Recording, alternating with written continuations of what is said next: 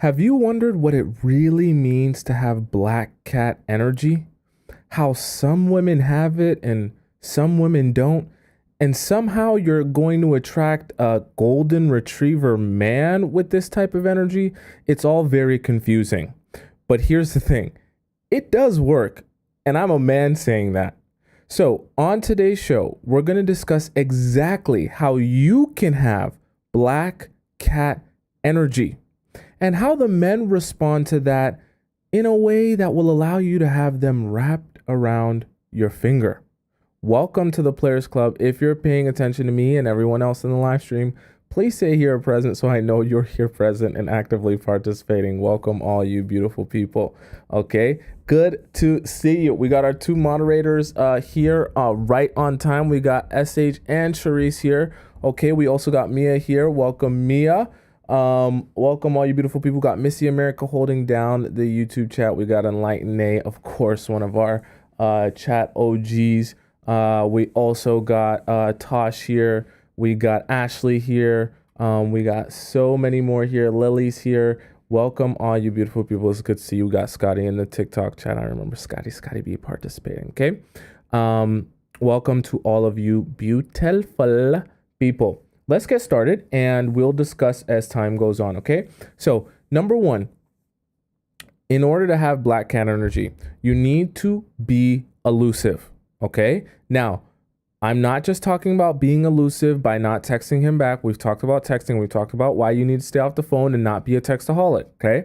When I'm also talking about being elusive is this is going to sound strange. It's going to sound weird if you haven't heard someone talk like this before. I want you to stop being so eager to tell men everything that you're thinking and feeling, and especially not be so eager to tell men exactly what you desire. Okay? I know this sounds very strange because you're like, well, if I'm building a relationship with someone, shouldn't I be telling them all about me? Shouldn't I be telling them everything I'm feeling? Shouldn't I be telling them and making it clear to them everything I want and all that good stuff so he can be that? Here's the thing. I want you to understand. I'm going to explain black cat energy, but I also want I want the idea of the black cat to stay with you. I want the feeling that you get when you think of a black cat to stay with you, because that will help to guide you when you're thinking about how and why you should be making particular decisions. Okay. So when I say that, what I mean is the analogy of the black cat. I want you to think about its elegance. I want you to think about its shiny black coat. I want you to think about the mystery involved. I'm talking about like a panther, like a large black cat, not a small one, the mystery involved in being such an elegant, large, mysterious figure that kind of lurks in the shadows and you feel like you saw it, but it wasn't there, but I see the eyes, but is that it? And it's gone just before I could even catch it. And I never know when it's there. And it's just full of mystery and wonder. And I just want to know more about it. Okay. The interesting black cat that only seems to show up and things happen. And then the black cat's gone and I can't see it again. And I spend time thinking about when it's going to come back again. Okay. Now, when I say that and I give that analogy, I want you to be thinking about that as I'm describing all of these different things, because it'll help crystallize to you why this energy gets this specific type of golden retriever response from the men. And if you haven't noticed already, you want your man to be like a golden retriever. You want your man, I said it in yesterday's show, you want your man to be like a pick-me-sha. Okay, so everything I tell you not to be in terms of being a pick-me-sha, you want to be doing things that will stimulate him to become the pick-me-sha, because when he's the pick-me-sha, then you get to get exactly what you want, exactly how you want it, for as long as you feel like getting it. And you don't even have to lift a finger. That's the amazing part about it. But the even better part about it is when your man becomes the pick-me-sha in the relationship, or in this case, it becomes the golden retriever, he's seeking out your approval, he's chasing after you, but that's the natural dynamic and flow of things. And so when he's in that position, he actually feels the deepest in his masculine. And when you're in that position of receiving, you're like the black cat, you feel the deepest in your feminine. Because like I say to you guys, you're doing what? You're observing, you're relaxing, and you're listening, okay? Like you're receiving, okay? So when I talk about being elusive, like I said, I'm not just talking about not texting on the phone and not being available on the phone. I'm also talking about being elusive in the sense that not giving away the secrets to you and what you're looking for. Why? Because it forces the men who are truly interested in you and really actually want to pursue you.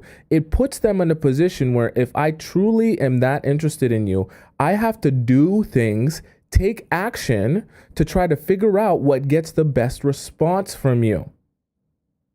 This is how you start turning the guys that you like into golden retrievers, because they start thinking to themselves, how can I do more to impress you more? Do you like when I run around like this? Do you like when we play catch? If I chase the ball and I do that, right? And he's thinking how he can do more to impress you more. And all his thoughts and brain power is going on trying to prove himself to you. The problem is when you're not elusive in the sense that you just give away all your secrets. You tell him everything you're thinking, everything you're feeling, everything you want from him, everything you want from a man, everything you want in a relationship. He thinks to himself, well, cool, I have those answers. So I know if I want to trick her or if I want to impress her, I just do those things.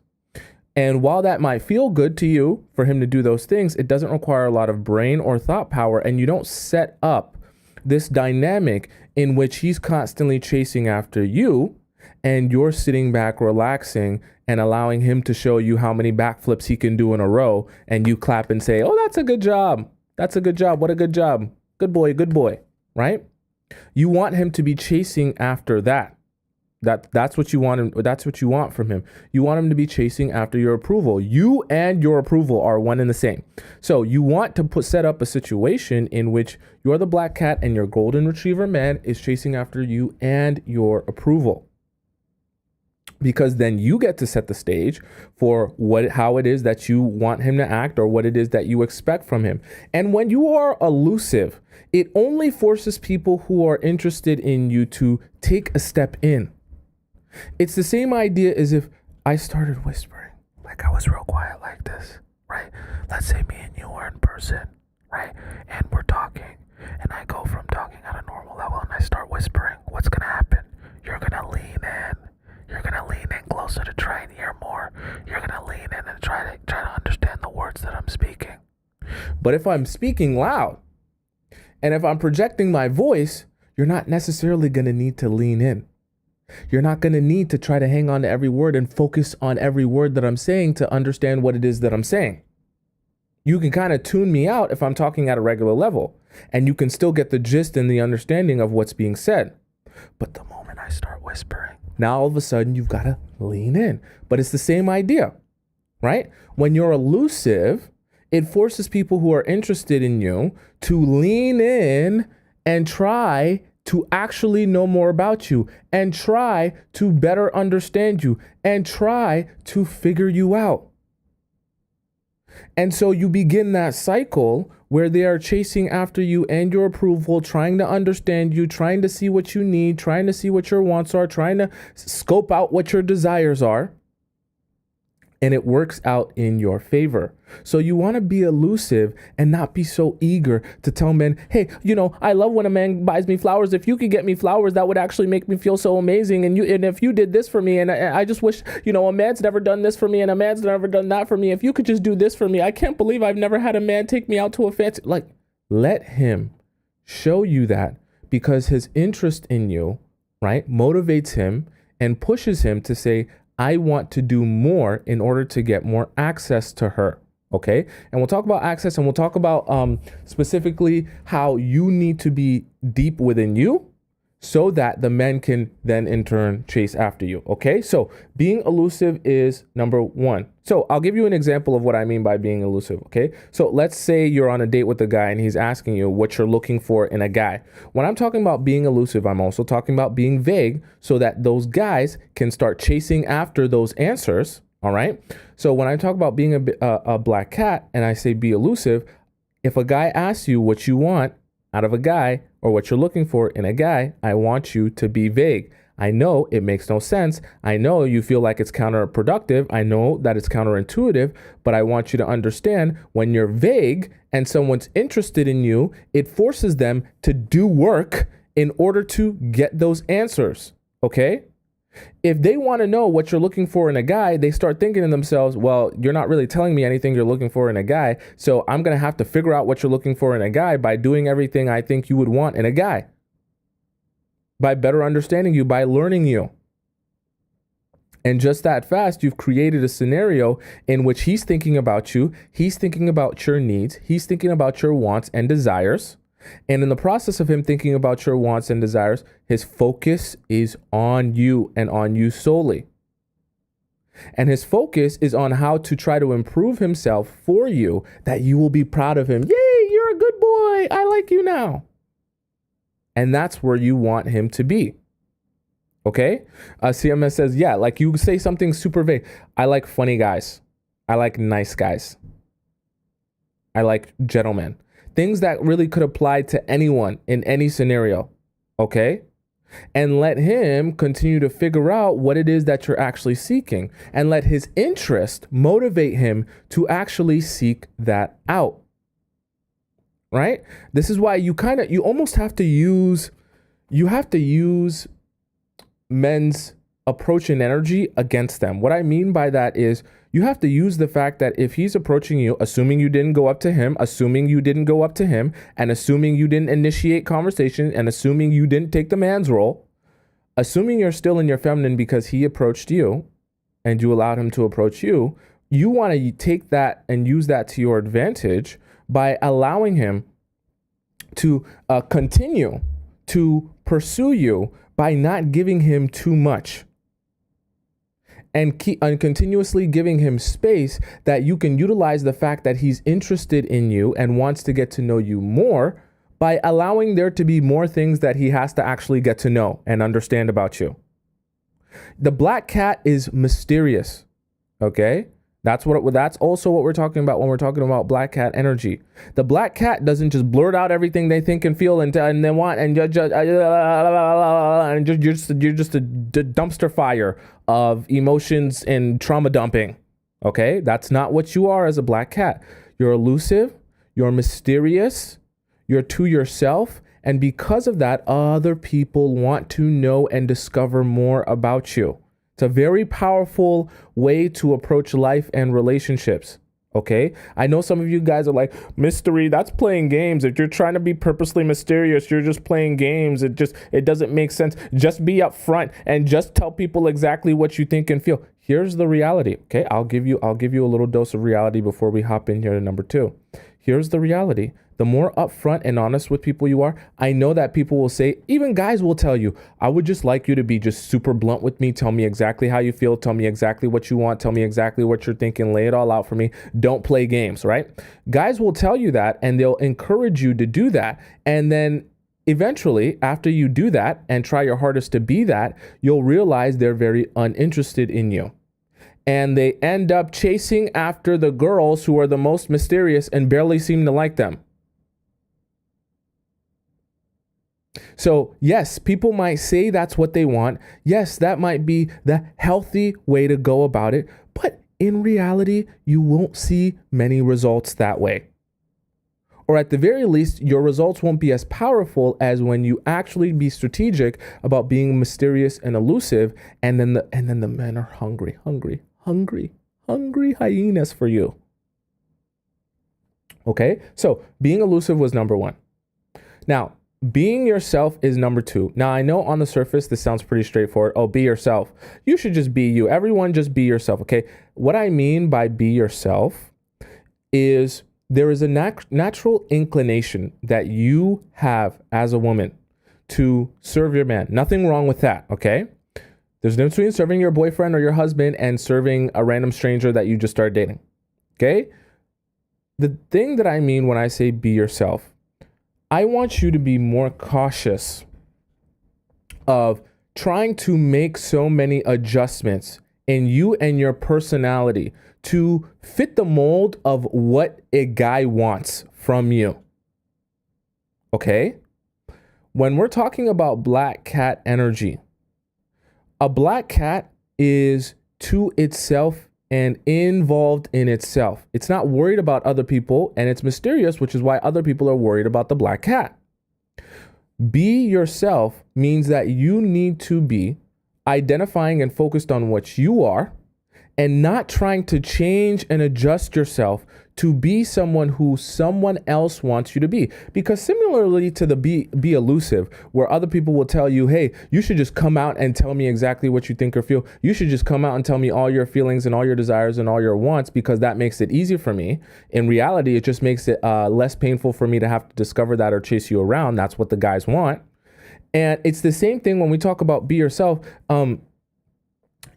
When you're yourself and you're just you and you don't try to fit the mold and be what someone else, specifically what another guy wants you to be, people will try to convince you that that's being difficult. People will try to convince you that you're playing too hard to get. You're playing a game because you don't just want to capitulate and do exactly what he wants you to do or make the exact adjustment that he wants you to make.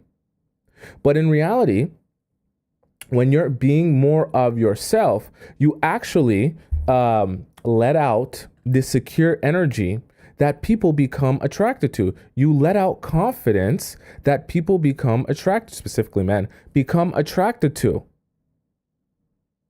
Because as you try to change and adjust and change and adjust and change and adjust to be more likable to the guy that you're dating, he only ends up liking you less. That's not black cat energy. Actually, you're the golden retriever in that sense.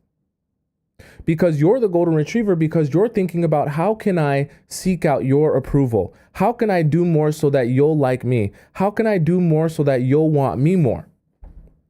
Okay, newsflash to you. In majority of relationships, there is one black cat and then there is one golden retriever. Really and truly, a man could be either one and a woman could be either one. And some of you are golden retrievers. And what we're trying to do in the Players Club is we're trying to turn you into black cats.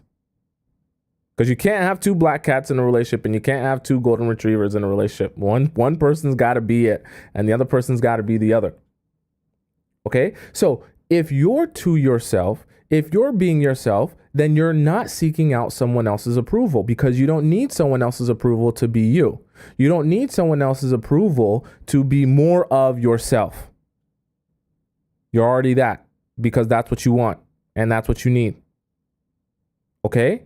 And the more you are that, the more your confidence will be oozing through your pores because you have security in who you are, what you stand for, and other people see that security and they say, oh, I'm attracted to that security. I'm attracted to that confidence. Because you don't have confidence if you don't have value. You have confidence if you have value, but you don't have confidence if you don't have value. I said that. That's what I said. Okay? Right? Does that make sense? So you never try to adjust parts of your personality or change to be more likable or accepted by the guy. Instead, you be more of yourself. Not worry about what other people want or what they find likable or acceptable, right? And in the process of that, people will be attracted to who you are.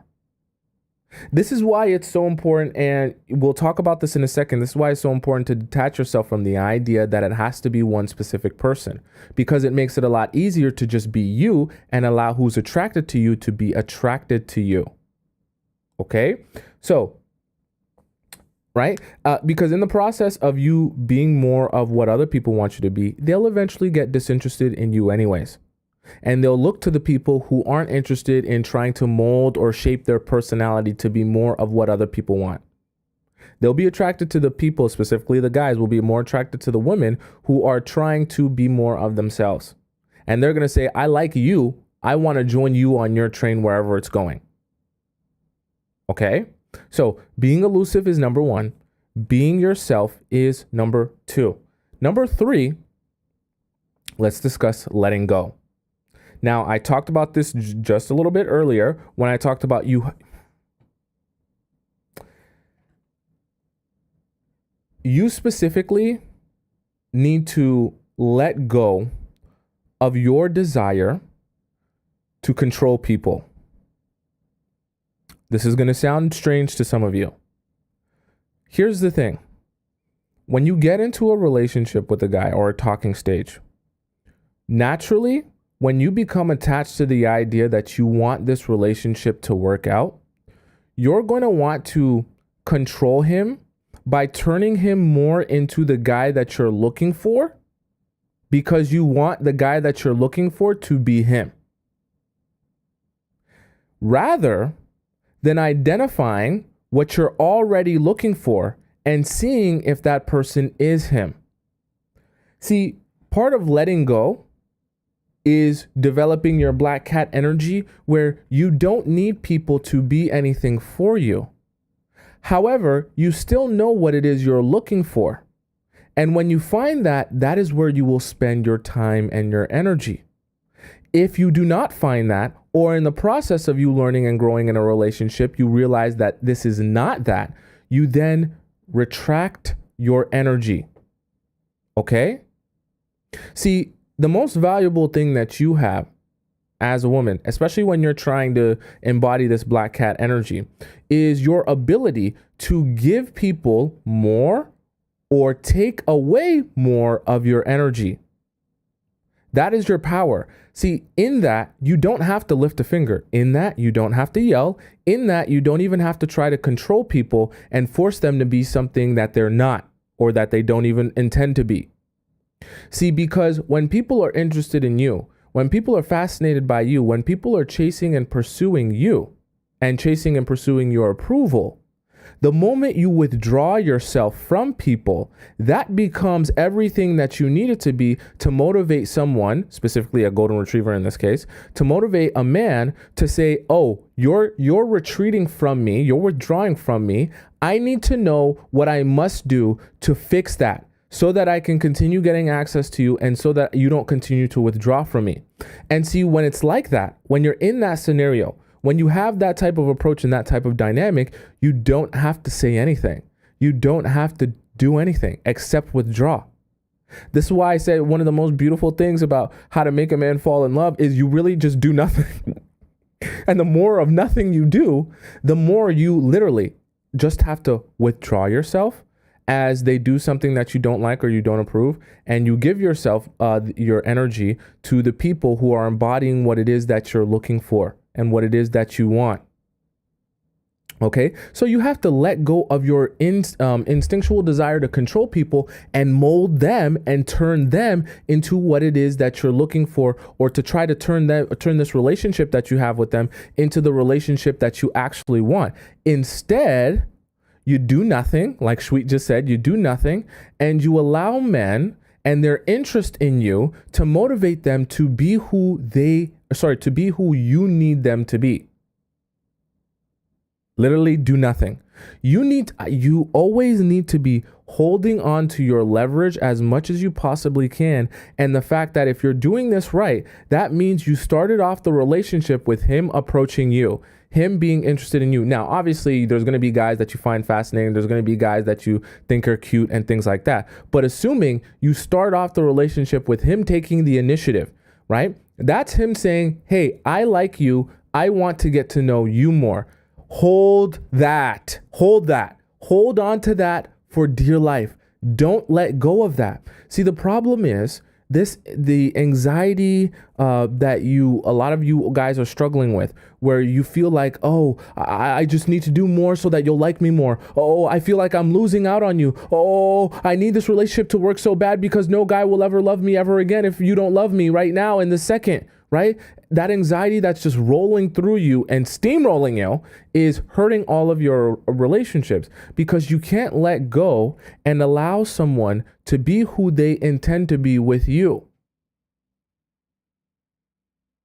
And you put yourself in a very painful situation where you end up as the golden retriever, because your desire to turn them into what you're looking for, right, starts putting you in a position where you're like, oh, but you don't do this, and oh, but you don't do that, and why don't you treat me well, and why don't you like me, and why don't you love me, and why don't you see me, and why don't you appreciate it? And you're a ball of anxiety everywhere you go.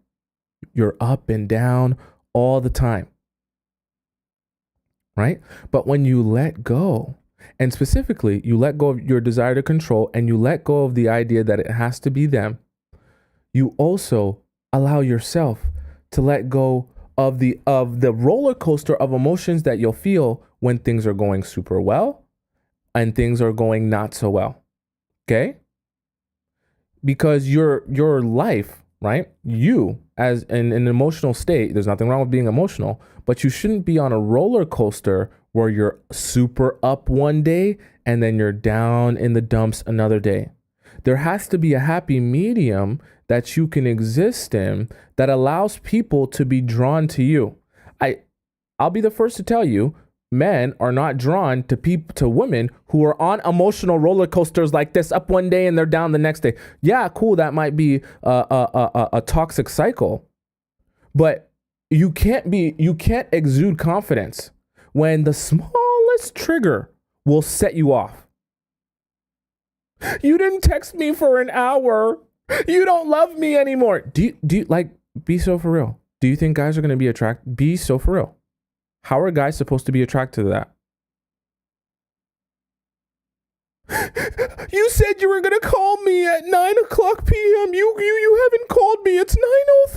What are you doing? Are you cheating on me? How are guys supposed to be attracted to that? Okay, what does that show him? You're not a black cat. You're not elusive. In fact, you're very needy. In fact, you're a lot like a golden retriever that will sleep in my bed and lick my face in the morning and stare at me until it's time to go to the park. Your entire day and life consists of looking for what it is that I want to do with you next.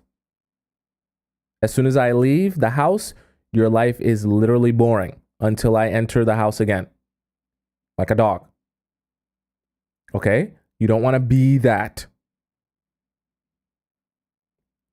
Right? Think of this idea as well. Have you ever noticed that maybe some of you have some weird cats, but have you noticed that most of you that have cats, when you walk into the room, the cat usually goes somewhere else, or the cat goes and does something else. A cat is disinterested in what the humans have going on.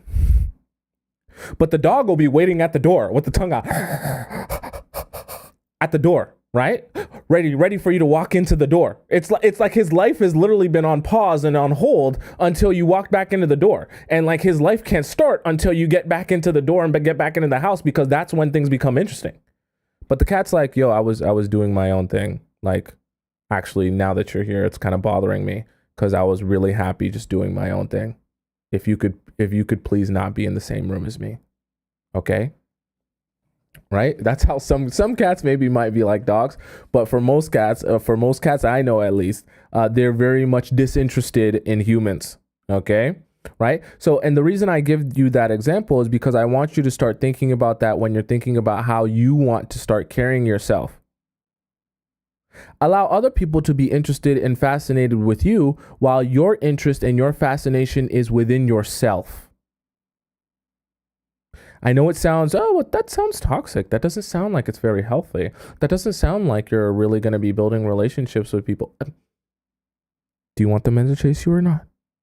Do you want the men to pursue you or not? Are you tired of being a pick-me-sha or not? Which one? Because if you're tired of all that and you want to make a change, you're going to have to change your approach. Okay? So being elusive, number 1. Being yourself, number 2. Letting go, number 3. Number 4, I want you to begin observing. Listen to me, okay?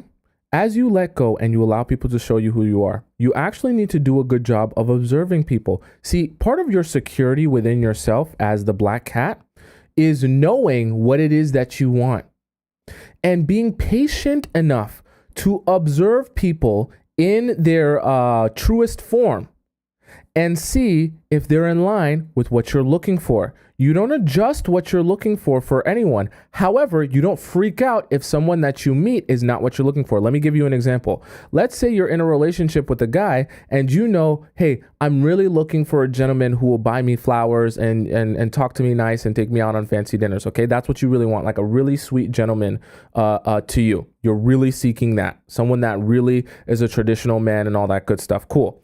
And in the process process of that, this guy that you're on a date with, he goes, I just think, bills should be paid 50-50. If anything, if you're making more money, or if I want to do something, you should be paying even more bills, and and you should be taking part of the household, and you should go to work, but you should still come back home and cook and clean and all that good stuff. Instead of freaking out on people and being, you're so wrong, I can't believe you would do that, I can't believe you would say that, this is not how you treat a woman, why are you trying to treat me like this, this is such disrespect. No. You sit back, you relax, you observe, and you let people show you who they are. In the process of them showing you who they are, you don't get overly emotional about it, you don't get super down about it, you just allow it to be. And you just allow it to exist, because you're a black cat who is fine with your life either way. And if he's in your life is good.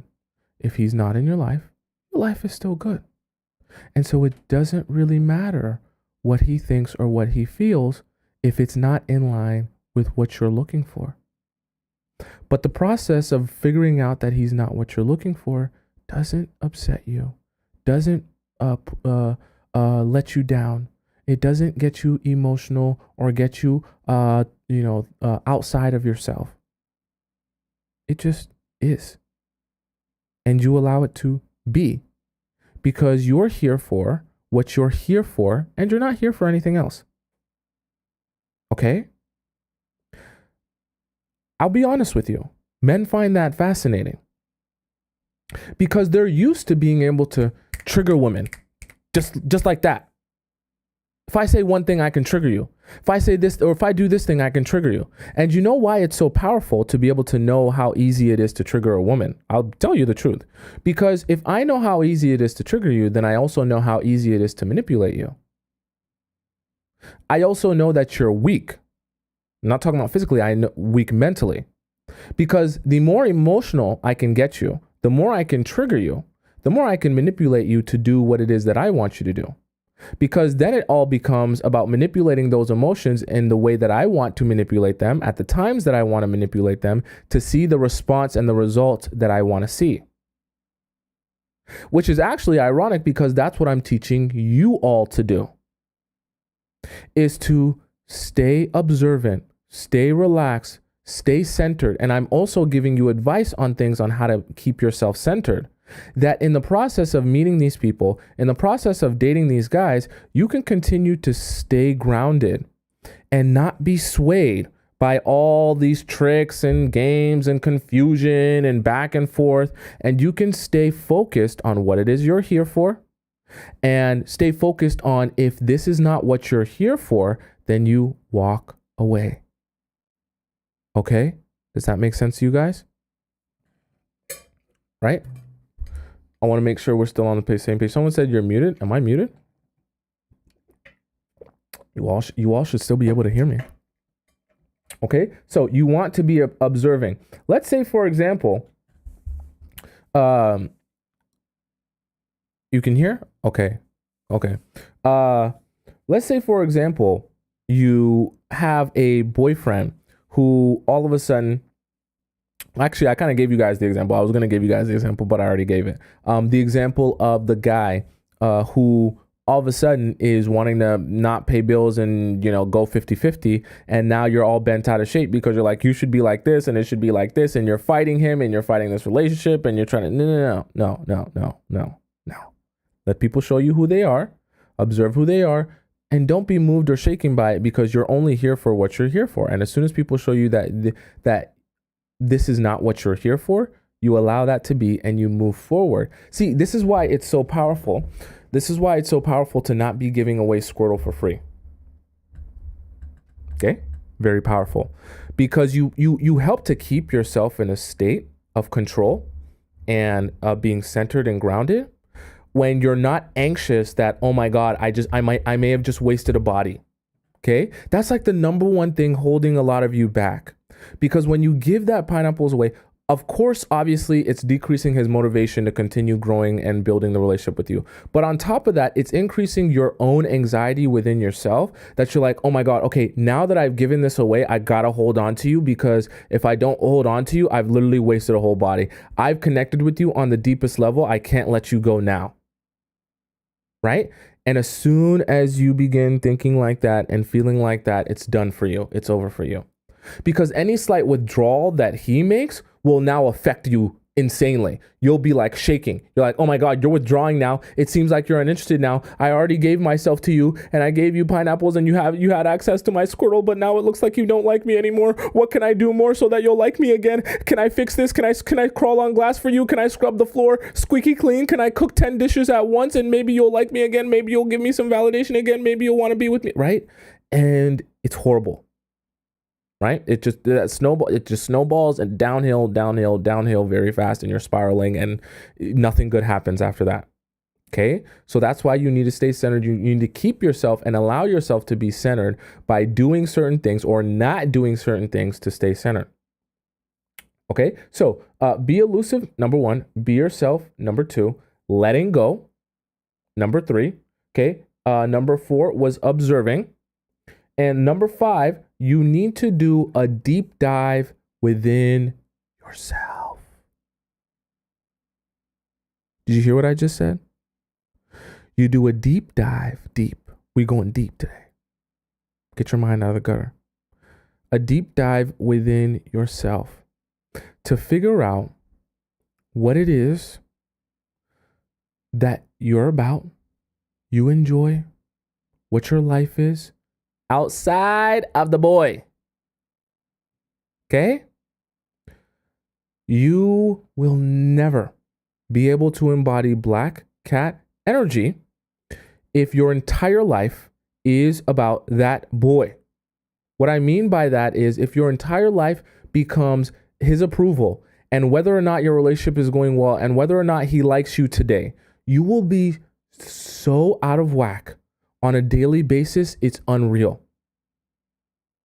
See, because when your whole life becomes the relationship or your whole life becomes the guy, anything small that makes you feel like this relationship isn't going exactly how you want it to go will just throw you for a loop, and you'll start spiraling. And the men subsequently become less and less and less attracted to you when you start embodying that. Where anything small can throw you for a loop. Anything small can get you super emotional and get you upset and get you, oh my God, our relationship's not working out. Oh my God, our relationship doesn't look like I wanted to. Oh my God, you don't love me.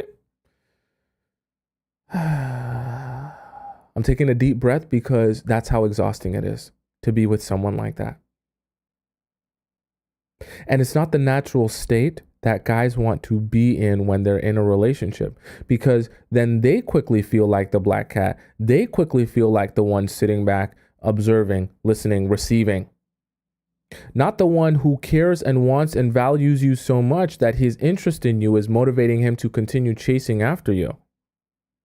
Okay?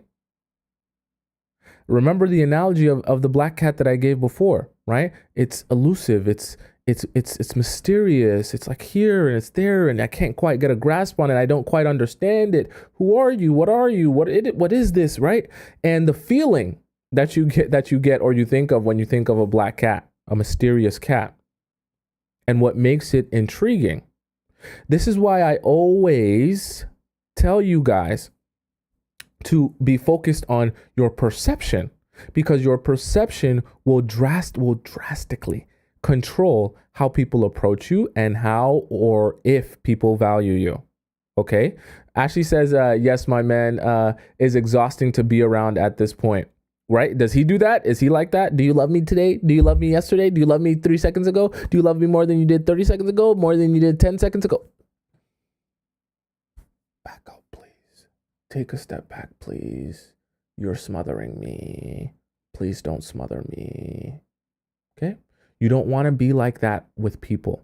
I know some of you have some anxious attachment styles, but I want you to understand you can work on that. It's not something that's set in stone. You can work on your anxious attachment style and be more like a black cat. that men are actually having the space to be interested in you. I know some people, listen, other people are going to tell you that that's toxic to be mysterious on purpose, or it's toxic to try to be elusive on purpose, or it's toxic to be vague and give people anxiety because they want to chase and pursue after you. Other people will tell you that's toxic. But at the end of the day, no matter how toxic it is, you'll have those guys wrapped around your finger, and those girls thinking that they're too big and above it to do that. Those girls will be searching for answers desperately, trying to figure out why the men that they like are looking at you and trying to be with you. Okay? It's funny how this all works, because at the beginning, a lot of women will say, oh, I'm not doing this. This is toxic. Oh, I'm not doing this. This is manipulation. Oh, I'm better than that. This is not what love or relationship should be about. But then the women like you who actually do this and actually embody this, right, will be getting chased after by all of the men that they like. And then they'll come to you and ask you, what's your secret? You tell them your secret, me. Your secret's the Players Club and all the knowledge that you gain and you understand. Because at the end of the day, when you accept the fact that people are going to treat you the way that they receive you, and if you can control people the way people receive you, that means you're controlling their perception of you. And the more you control that, the better off you'll be, because you'll get people to approach you the exact way you want them to approach you, and you won't have to lift a finger. Listen to me. As a black cat, you don't need to scream. You don't need to yell. You don't need to nag. You don't need to complain about behavior. All you're doing is you're withdrawing your energy from that man.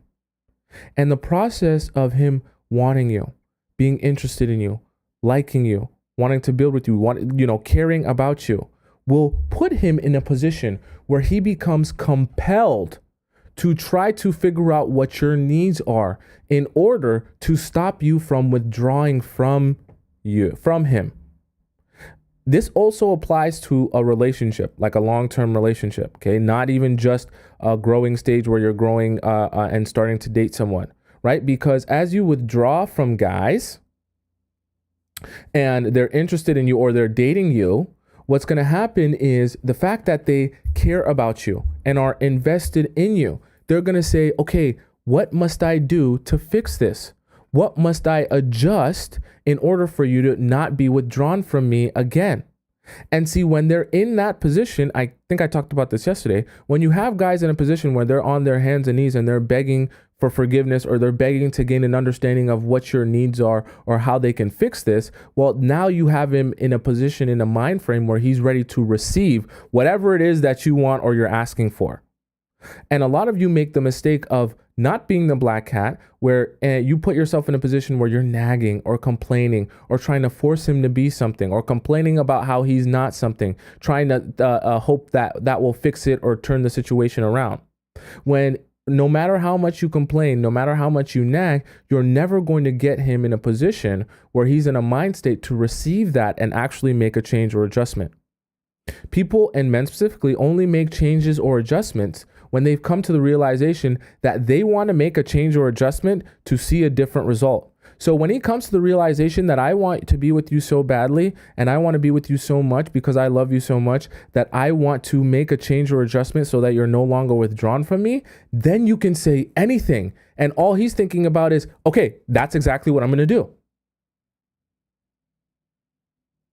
Okay? Does that make sense? Right? Someone asked, why don't you do short TikToks anymore? The reason I don't do short TikToks, I mean, I still post TikToks, but they're longer. The reason I don't do short 60-second TikToks anymore is because as deep as we dive into relationships and psychology and the mind state of the man, it would be impossible for me to give you any information that's really going to change your life in 60 seconds. And so for those of you who want information in 60 seconds or less, I advise you to go spend some time with some other creator that will tell you something in 30 seconds, and hopefully that will change your life forever. Okay. But I feel that the only way I can actually serve all of you beautiful, amazing souls is by us having deep, long conversation in detail where we share ideas and concepts with each other so that you can actually soak it in. Okay. right? Does that make sense to you guys? In this, right? I know I went a little bit quick, but I wanted to make sure that I hit all of the points, right? Uh, Lucy asked a good question. How do you do this when you live with them? So kind of like I just mentioned before, this is something that you can do as you're in a relationship as well. Now, I want you to understand and be aware that if you're living with someone and you've built a specific dynamic in this relationship, when you're making a quick adjustment or like a 180 shift like that, if you've been the golden retriever and all of a sudden you're in a relationship and you're trying to become the black cat, that's going to be a bit strange to the guy that you're dating. Okay. So he might start to question things. He might start to be uncomfortable because the dynamic is quickly shifting in a complete opposite direction. But I will assure you, it all works the same. If you're living with a guy, you can still do these things like picking up a hobby, going and doing some passions. Okay. You're going to have to probably spend less time just waiting on him like a dog, right? Waiting for him to come home from work with your tongue hanging out. And then when he comes home from work, you use your hands and your mouth and your squirtle and you're all excited. And then your life is only interesting or amazing when he's around. Okay. You're probably going to have to spend some time doing some things that you care about, even if he's free to hang out with you. You're probably going to have to spend some time and energy taking care of yourself, even if what he wants to be around you more and spend more time with you. That's going to be a slightly painful adjustment for you and him, because especially if you're someone who's used to doing the chasing and finally you get someone chasing you, your natural instinct is going to be, oh, finally you're chasing me, so I'm going to chase you even more. And then he'll pull back again. It's very difficult when you're accustomed to being the golden retriever to actually pull back. And then when you start seeing results, to just stay calm and continue doing what you've been doing. Because I know for some of you that have even been listening to me for long enough, some of the results, you've actually been seeing results. But the problem is when you see results and the guys start chasing after you, especially the guys that you really liked start chasing after you vigorously, you want to be like, oh, it's working now. You actually like me. Oh my God, I'm going to text you a million times. Oh my God, I love you so much. Haven't I told you how much I want to be with you? I'm so glad that you finally like me now. I'm so glad that we can finally be together now. Oh, this is so amazing. It's like a Disney princess movie, right? And as soon as you do that, he goes, oh, okay, now we're back to normal. Okay, I'm going to pull back now. I'm going to withdraw again. Okay. It's very difficult. So if you're in a relationship like that, you can do that. You can make that change. It's going to be uncomfortable for both of you. And you're also going to have to like actually realize it's going to work and hold your water when it starts working. Literally just breathe when it starts working, because to have a guy that you've been chasing around trying to convince to like you for months and months finally chase you around and be obsessed with you is very strange, and you're naturally going to want to like lose your mind. But I need you to stay relaxed, okay, and stay centered and stay grounded, that when he begins chasing you vigorously, you don't get all out of pocket and then, just switch the dynamic right back to where it's been before. Okay, right? Does that make sense? Vistarina says, I experienced this. It happens. It happens. And I know that it happens because I get a lot of your messages and I see you guys saying like, even in the Discord, you guys saying this advice really works for me. And it actually works really, really well. I'm actually shocked how well this works. But the thing about it is, I know as it's working, some of you are starting to say to yourself, this works well. So now I'm going to pour myself out to him back again. And then he'll pull back again. Right? Got to hold your water and stay strong. Anisha just said it. You got to stay strong. Right? And you can do this. And the thing about it is, don't let other people convince you that it's toxic because you're actively understanding how men think and feel and respond and react to things. And you're trying to do more, you're doing less so that you can receive more. The only people that will tell you that that's manipulation are people who aren't getting what they want from the guys. Because the guys, the women who are getting exactly what they want from the guys realize why this works and how it can work so well that, everyone's happy.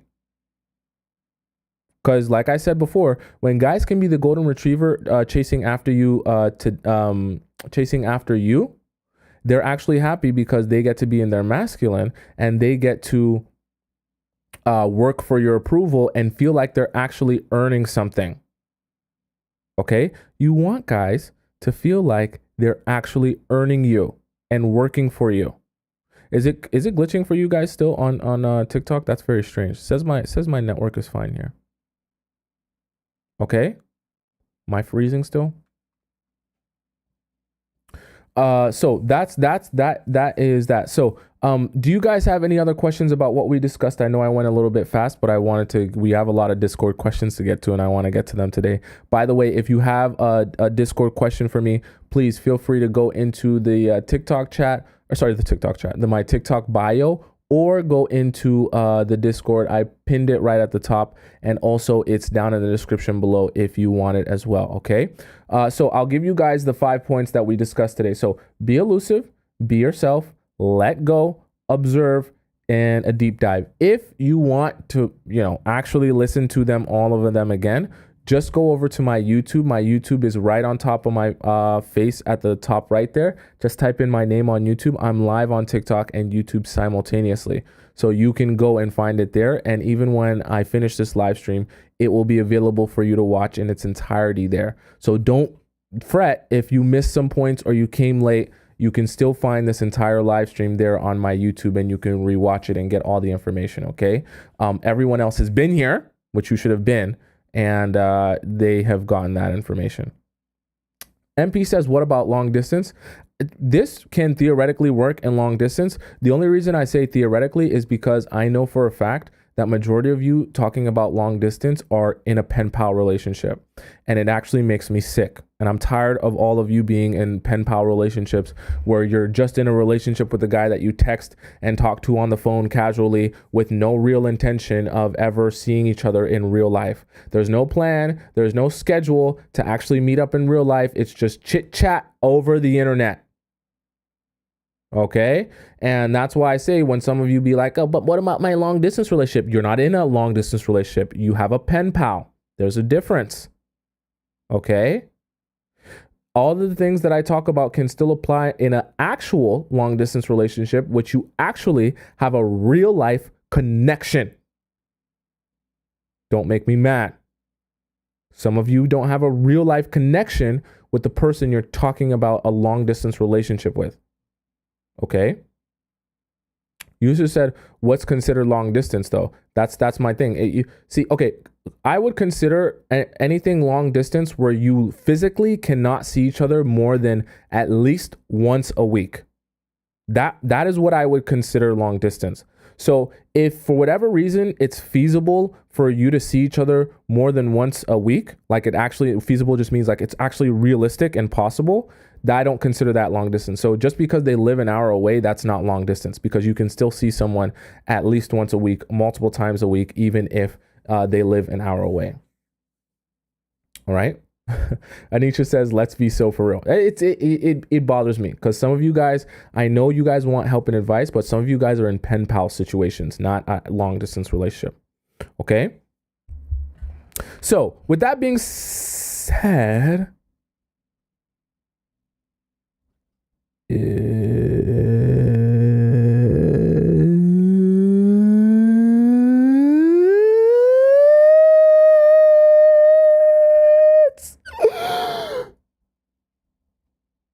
Discord time.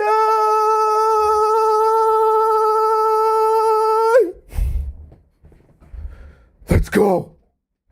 Let's go. Let's do this. I'm hyped up, man. Let's do this. It's like a rush, man. I needed this, man. I needed this today. Let's get into the Discord. Let's see what these people have to say, man. I love you guys so much. I love being in the Discord so much. I love the Discord so much. Let's get right to it, man. I gotta do this. Oh, it's my favorite time of the day. Okay, let's do it. Okay, so first we have M. M says, how do I get out of this? Part 2. All right, let's see how you get out of this. Okay. M says he is 20. He ignored me. You're 23 in class the first day of school again. University. Okay. I sent him the following text before. I will send you the ring. Oh, this is a ring girl that bought a ring for a guy she doesn't even really like. Very weird, but you have to go back on that to see that message. Anyways, she said, I will send you the ring, but I didn't send it to him, but instead I returned the ring back to the seller. So now I still have the earring he gave me. Should I return them or to him or keep them? Sorry, let me just fix this here on my... Okay, sorry. So you said, should I return the earring or keep them? In school, he now talks to me again normally, but distant, which doesn't bother me. But why does it bother me if a girl flirts with him? Could it be because of low self-esteem? How do I get people to respect me in general in class? I did message him since the ring incident and haven't reached out since.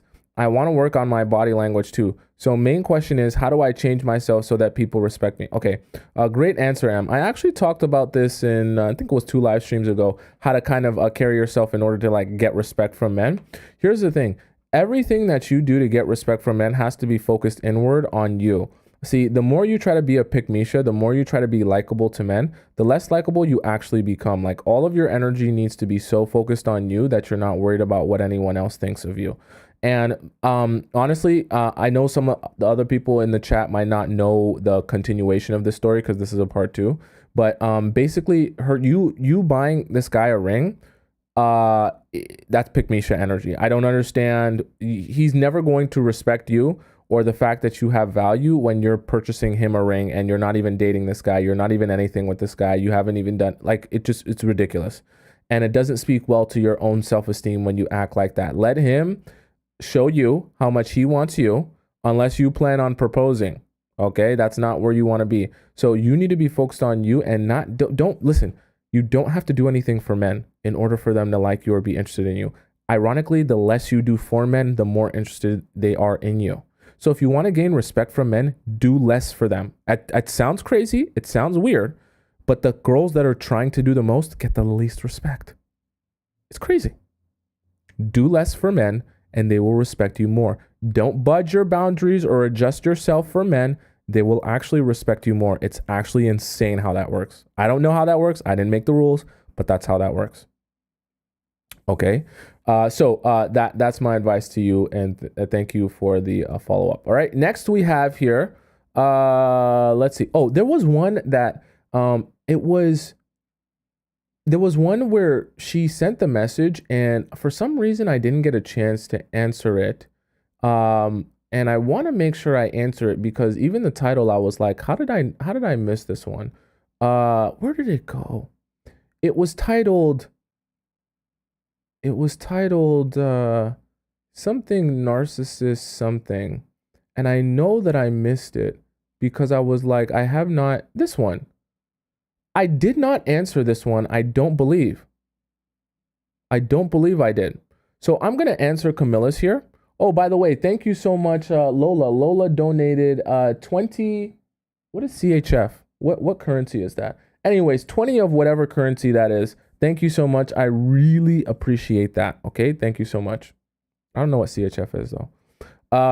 So this is Camilla's. Camilla's is titled Narcissist Perv Who Wants to See Me Furious.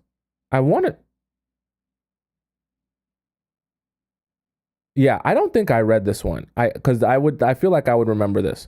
So this is Camilla's message here. Very interesting. So Camilla says, he was my colleague. He was honest at the beginning. He told me that he was no longer in a relationship, but still lived with her. Okay, we've already started off pretty drastic here. Living with the girl he's no longer in a relationship with. How does that work?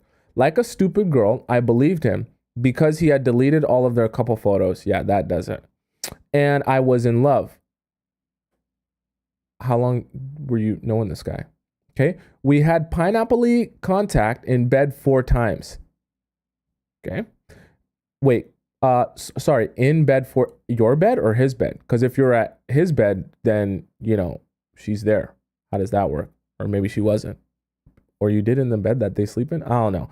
Every time I see him, I try to end it. Did you really? I told him that I've never had this kind of relationship. First time, huh? It's not for me because I've been too much in love from the start.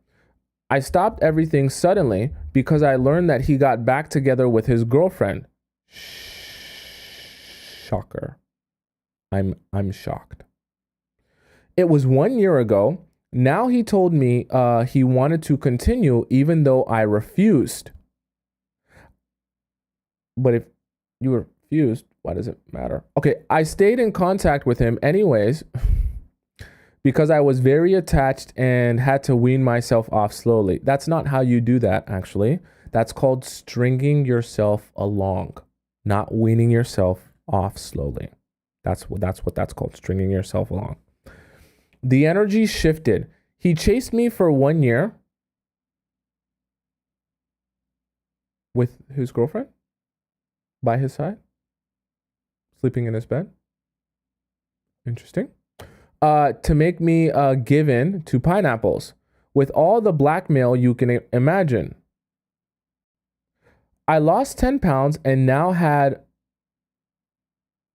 psoriasis, okay, for the first time in my life. Someone remind me, what is psoriasis again?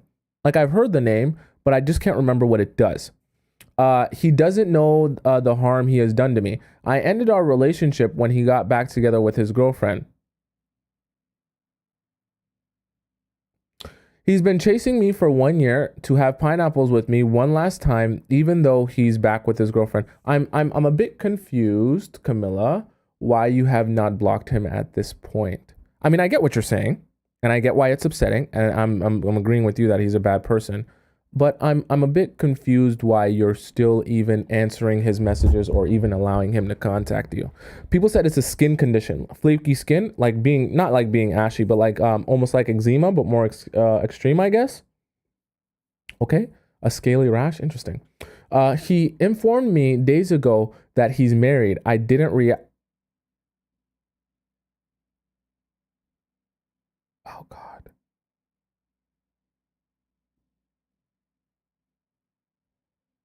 He informed me a few days ago that he's married. I didn't react. He called me 2 days later to tell me the same thing again. That he wants us to see each other just one last time.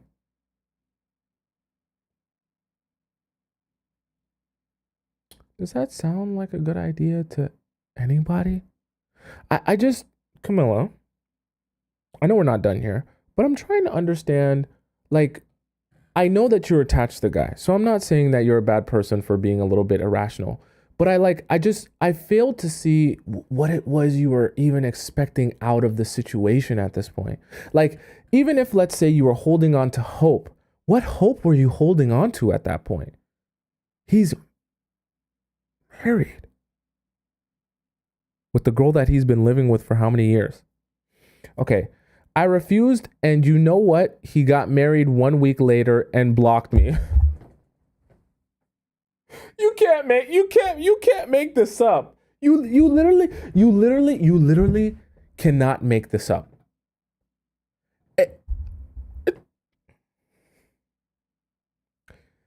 It's so funny. I'm not laughing at you, Camilla, but I just think guys are so funny because they're so obvious and so clear with their intentions. It's so funny how you spent all this time, and I'm not making fun of you, but you spent all this time going back and forth with him, right? Allowing him to go in and out of your life and to entertain another girl, be in a relationship with another girl. And in this process, you wanted to wean yourself off him slowly. So really what that means is you kept being involved with him. And subsequently what that means is you didn't allow yourself to ever build a relationship with anyone else for real. Why? Because you were still attached to this other guy. And so you actually did yourself a disservice because I'm sure if this was a span of years, right? Which it was, I'm pretty sure this is like 1 year here and then there's another year. So the span of years, you probably came across some really cool or interesting guys that probably were really interested in you. And maybe some of them might have actually been able to build something with you. But because you've been so attached to this guy in the span of that time, going back and forth with him, you basically turned down those people or didn't allow those relationships to build and grow on themselves. And the craziest part about it is because you wouldn't just stand your ground and put your foot down and block him yourself so that you can move forward and find the relationship for you, you allowed yourself to continue you allowed yourself to be continuously strung along. Up until the point he made the decision that he's in a happy relationship and he no longer wants you to contact him or have access to him or tempt him in any way, shape, or form. And he blocked you. Can you believe it? You put off years of your life going back and forth with hope that maybe this would work out, and not just cutting it off thinking that you were doing yourself a favor by weaning yourself off him slowly, only to come to the realization that when he got serious about his relationship, he stomped you out like a dim cigarette. He don't have time for you no more. He don't have time to talk to you, message you, consider you, hear you out. None of that. Ain't that tragic? Ain't that tragic? Okay? He got married a week later and blocked me so I couldn't see his Instagram stories. I tried to control myself so not to get angry because this is the reaction he's been waiting for ever since. I love him to death. Now I'm tempted to see it again and I'm itching. Help. Don't do it. Don't do it. Listen to me and read the chat, because the chat will be telling you this. Do not do it. Don't reach out to him. Don't message him. Definitely don't pull up to, if you're thinking about pulling up to his house, slap yourself in the face right now. Slap yourself in the face right now if you're thinking about pulling up to his house. Don't do that. Don't message him. Don't call him. Don't access his Netflix pass. Don't do anything with him. Throw away every single clothing item that exists in your house that he wore, has worn, or belongs to him. Throw it away. Delete every picture or video on your phone and computer and laptop that has him in it or reminds you of him. Delete them all. Delete every Snapchat memory and video. Delete it all. Don't keep any mementos or gifts that he's given you in his house. Throw them in the trash bin. I didn't say put them in a trash bag and keep them in your closet. Throw them in a public trash bin that you will not have access to. You need to get yourself off of a married man. There is nothing to be tempted about Camilla. He's married. There's nothing to love here. He's married. There's nothing to itch about. He's married. Which means any form or shape of you knowing him or spending time with him or building a relationship with him will be trying to build a relationship with a married man. You will be wasting your life away. Your precious, valuable time and energy and beautiful life will be wasted. Even if you were building a relationship with this guy, because he's married. Eventually, he's going to have a family. He will never make you a priority in his life. You owe it to yourself to be with someone that will make you a priority in their life. Do you hear me? Don't do it. Don't do it. If you do it, you're in for a world of misery. Unless you want to be miserable for the rest of your life, block him too. Block him on everything. Everything. And never speak to him again. He has literally unalived in your mind. He does not exist. Okay, Camilla? I knew I didn't answer that one when I seen the title. Okay, next we have here Baby Bliss. So Baby Bliss says, I really need your help. Okay? So Baby Bliss says, hi, Tomisin. I'm 25. This guy's 33. Little backstory between us. We have known each other since 2022. Initially, like you mentioned in your videos, he was very interested in me and drove 2 hours to take me out on a date. See, that's good. You have him right where you want him. You got to just keep him there.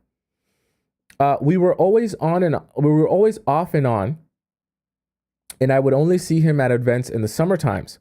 Not gonna lie, I was a little desperate and fell for his love bombing. This is gonna go downhill. And agreed to keep things casual and gave the Squirtle away summer of last year. So I'm assuming because you said love bombing that this happened fairly quickly. Okay. That you feel like that was too fast. We would always text because you didn't say a specific timeline. We would always text, but never see him in person. So how did you give away Squirtle? How many times did you actually see each other in person? Because a 2-hour drive is a bit distant. So this is making me feel like you only saw him for real in like a handful of times in person. Earlier in late March and early April of this year, we were texting pineapple stuff, okay? And then we got into an argument during the pineapple texting because he said he was busy and I hated that I always last before his work. Oh, you meant to say that I always come last before his work, family and friends. I thought you were trying to say you don't finish in time or something like that. Anyways, I know after watching your videos that my mistake was texting him too much and gave away the Squirtle. Also being really needy and desperate for his attention. That doesn't come across very good. Doesn't translate well. We only had pineapples 2 times. Okay. Anyways, we had an argument because he said something misogynistic. Okay. Basically saying that his mentor told him that females are only a financial and mental loss and he should just spend 10 minutes with a woman by himself. Like clearly this guy listens to a lot of I won't even say who, but clearly he listens to a lot of that. This not good. I called him out and he blocked me on WhatsApp and IG, Snap. Anyways, I was desperate, so why did you even call him out in the first place? If you know you don't like how he thinks or you don't like how he goes, this is okay. I know we're not all the way through here, but this is part of the problem, guys. See, when you don't like how someone is acting or behaving, or you don't think that it's congruent with what you expect out of a relationship, then just walk away or withdraw yourself from that person. See, in this case, and I understand that you were a baby bliss, that you felt emotional about the situation and you wanted to call him out and things like that. This is one of those cases where what was the purpose? Are you trying to turn him into not believing those things that he can believe what you want him to believe? What's the purpose? Solely because you want him to be more like the guy that you're looking for? Well, then why not just look for the guy that you're looking for that doesn't view things that way? Why are you trying to convince someone who clearly feels this way to not feel this way? What's the actual, this is why you guys always have to be thinking about what purpose is it actually serving me? To nag him or try to change him or control him and control his actions? Because clearly he doesn't intend to treat you in any way that you want to be treated. So why are you focusing your time and energy trying to convince someone to treat you how you want to be treated that has no intention of treating you how you want to be treated? You're fighting a losing battle. And then you're apologizing for it, which only makes you look weaker, and tells him that whenever you have something that you stand on or you want to stand up for, you'll fold like a cheap lawn chair as soon as he withdraws himself from you. And you're like the golden retriever. Actually, you're more like, I don't know, a desperate golden retriever, even worse. And wished him, you apologized, then you went on to wish him a happy birthday. And the last time I texted him was on his birthday in April, my birthday in April. I started to watch your videos and realize where I went wrong. I know I cannot undo giving away the Squirtle. Anyways, I decided to join female football. Okay, cool. And I knew he would be one of the coaches there.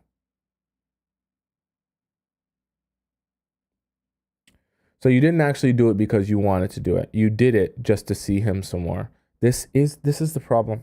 Okay, this is part of the problem.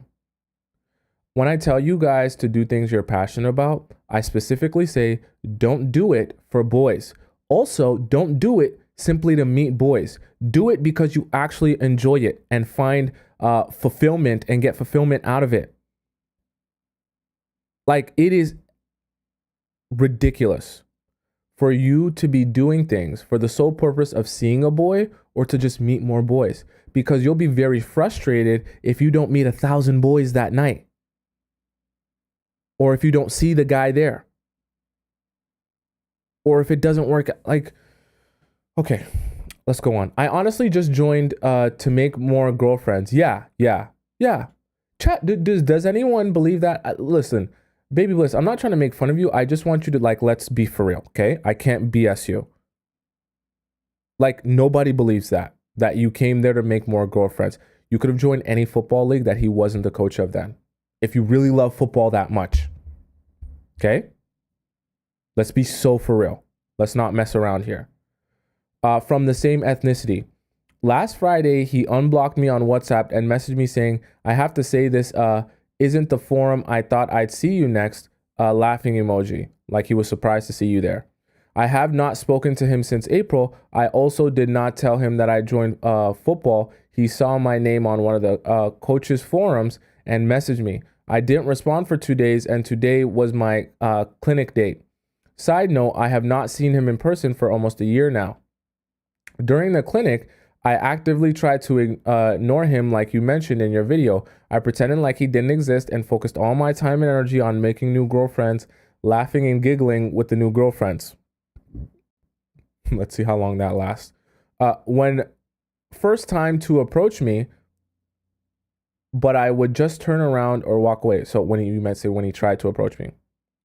Then I guess he thought I wasn't interested in him, so he stopped approaching me. That's good, actually. Honestly, you don't need to be with this guy. He would still be so near me and watching my group. I saw him stare at me so many times from a distance. When practice was over, I walked to my car and he walked right after me. This is getting a little scary now. I thought maybe he would come and talk to me, but I guess I never gave him enough eye contact, so he drove off. I knew he was really interested in talking to me, especially because he wasn't expecting me to join football. Right after practice, I replied to his WhatsApp saying, "Why is that?" Why though? I don't. Why? What's the reason? I don't get it. What do you want from this guy? I feel like I really made it seem like I don't like him anymore, so I sent him a vague text. I was wondering, where do I take this from here? How do I switch the dynamic? Because he was so used to me texting him all the time. I want him to ask me on quality dates in person and not think about pineapples. That's what you want? Okay, you are living in a dream world. Let's go on. I know you mentioned it's hard turning around the dynamic once you gave away Squirtle away, but I know he has a lot of interest in me.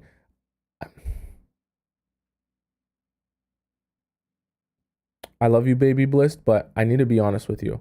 If a guy truly has a lot of interest in you, he will be compelled to pursue you. You won't have to text him. You won't have to call him. You won't have to do anything. I was so worried after practice because I thought I would never see or talk to him again. Oh, really? Oh, really? Oh, really? I thought, unless I'm reading hieroglyphics, I do believe that you mentioned you were just there to meet your new girlfriends, right? You were just there to make your new girlfriend. I'm focused on meeting my new girlfriends and laughing and giggling, not on silly boys. I don't care about him. Oh, I don't have time for him. This is not about boys, it's about me and my enjoyment. What happened to that? What happened to that? Okay? What happened to that? Because now you're so worried after practice because you thought you'd never see or talk to him again. Why does it matter? I thought you were there to meet your girlfriends. Anyways, that got me really anxious and I was worried that I really made it seem like I don't like him. Oh, isn't this so funny? You guys do exactly what I say you all do. And it's prevalent in the Discord. I tell you guys, that's one of the main issues that you guys suffer with. When you get anxiety that a guy becomes disinterested in you, what do you do instead? Now you begin chasing, hoping that you'll gain his interest back by chasing him. All that actually does is make him less interested in you. And if you would just hold your water and not be so anxious that a guy will be disinterested in you because you're doing nothing, you would realize that the process of doing nothing is what's making him interested in you.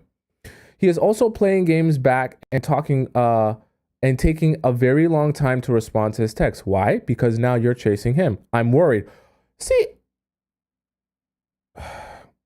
I feel like he's playing the same games back to me. He is, because you're chasing him.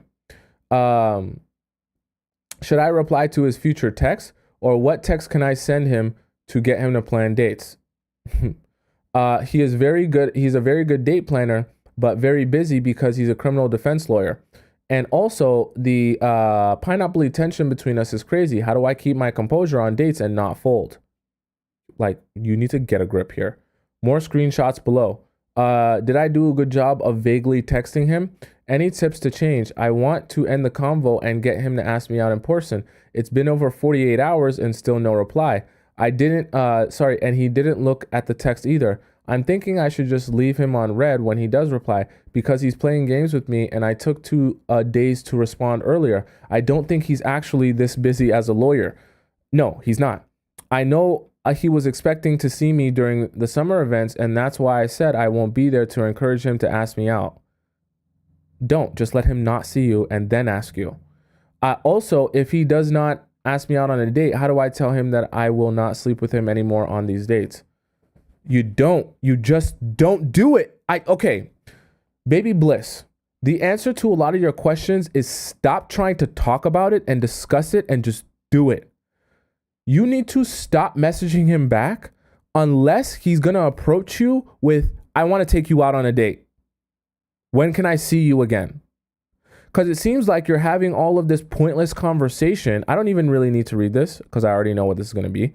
I have to say this form. Okay. Why is that? Yeah. Okay. Not that I don't care about this, but I get the gist. I already know how he's thinking here. Right. And see, here's the thing that you guys can read this if you really want to read this. Okay, you're doing the job for him. This is what I talked about actually when I talked about the way to make a man fall in love is by doing nothing.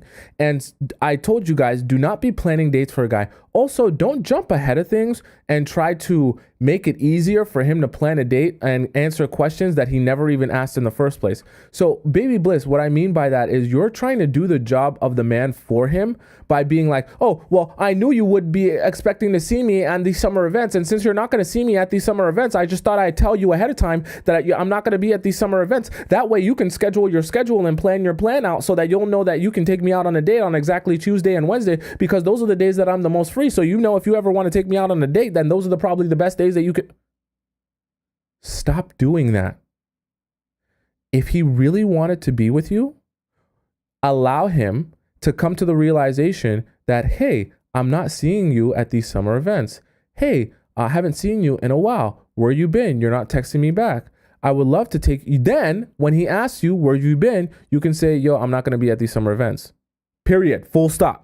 And then let him continue to be the man and say, oh, if you're not going to be at these summer events, when can I see you again in person? Then you can tell him, what did you have in mind? What were you thinking? Then you can start saying when you're free and things like that.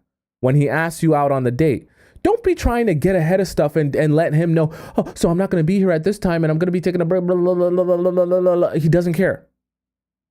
And until he comes to the realization that he really wants to see you, don't be trying to help make it easier for him to plan the date or stimulate an environment for him to plan the date. If he wants to plan the date, he will. The less you do, the easier you will make it for him to come to his own realization that he wants to take you out on a date. I know it's painful because you really like this guy and you're really invested in being with this guy specifically, which is the problem. But in reality, you will never be able to do more things, like I always say, to stimulate a guy liking you more or being more interested in you. If he already has interest in you, you do nothing and that interest will continue growing. Did you notice that the only period in time which you weren't speaking to him, he was literally doing things like following you to your car? I walked to practice over. I walked to my car and he walked right after me. Notice that only happened when you weren't speaking to him. And if you just kept on this path of not speaking to him, maybe his interest would have grown so much that he said, I need to see you like on a date. But you got anxious that maybe he was becoming disinterested when he stopped doing things like following you to your car. And then you started reaching out and started chasing him instead.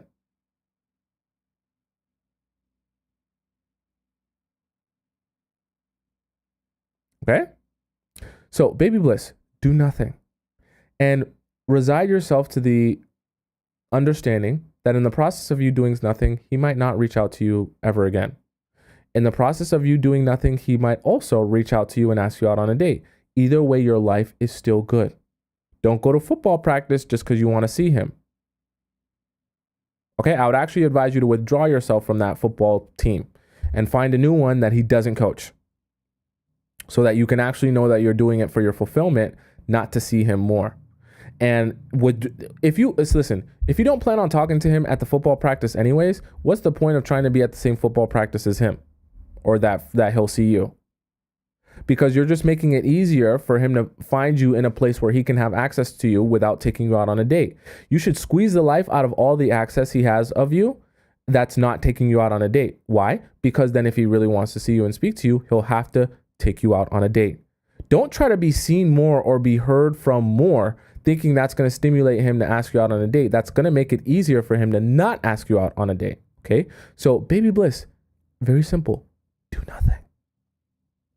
I hate when I say that to you guys, but honestly, that's the answer to your question, is to do nothing, right? Mabali says, or is it Mbali? Mbali or Mabali? Mabali sounds like the American version. I feel like it's Mbali. I have low self-esteem, confused, and scared. Okay, let's read. I'm in a relationship and scared that I might ruin it due to my low self-esteem. I'm 28 who was previously married to an abusive ex. And we broke up now. Now I met a 46-year-old man who has become everything I've ever wanted. So good so far. He possesses the qualities I need in a partner, and most importantly, he cares deeply about my mental health and is always there for me. Okay, so good so far. Let's see here. What the heck? Sorry. Okay, let's go on. When I moved from my new apartment, he bought all the furniture. Okay, so he's getting a little money here. For my birthday last week on June 10th, he gave me a Porsche.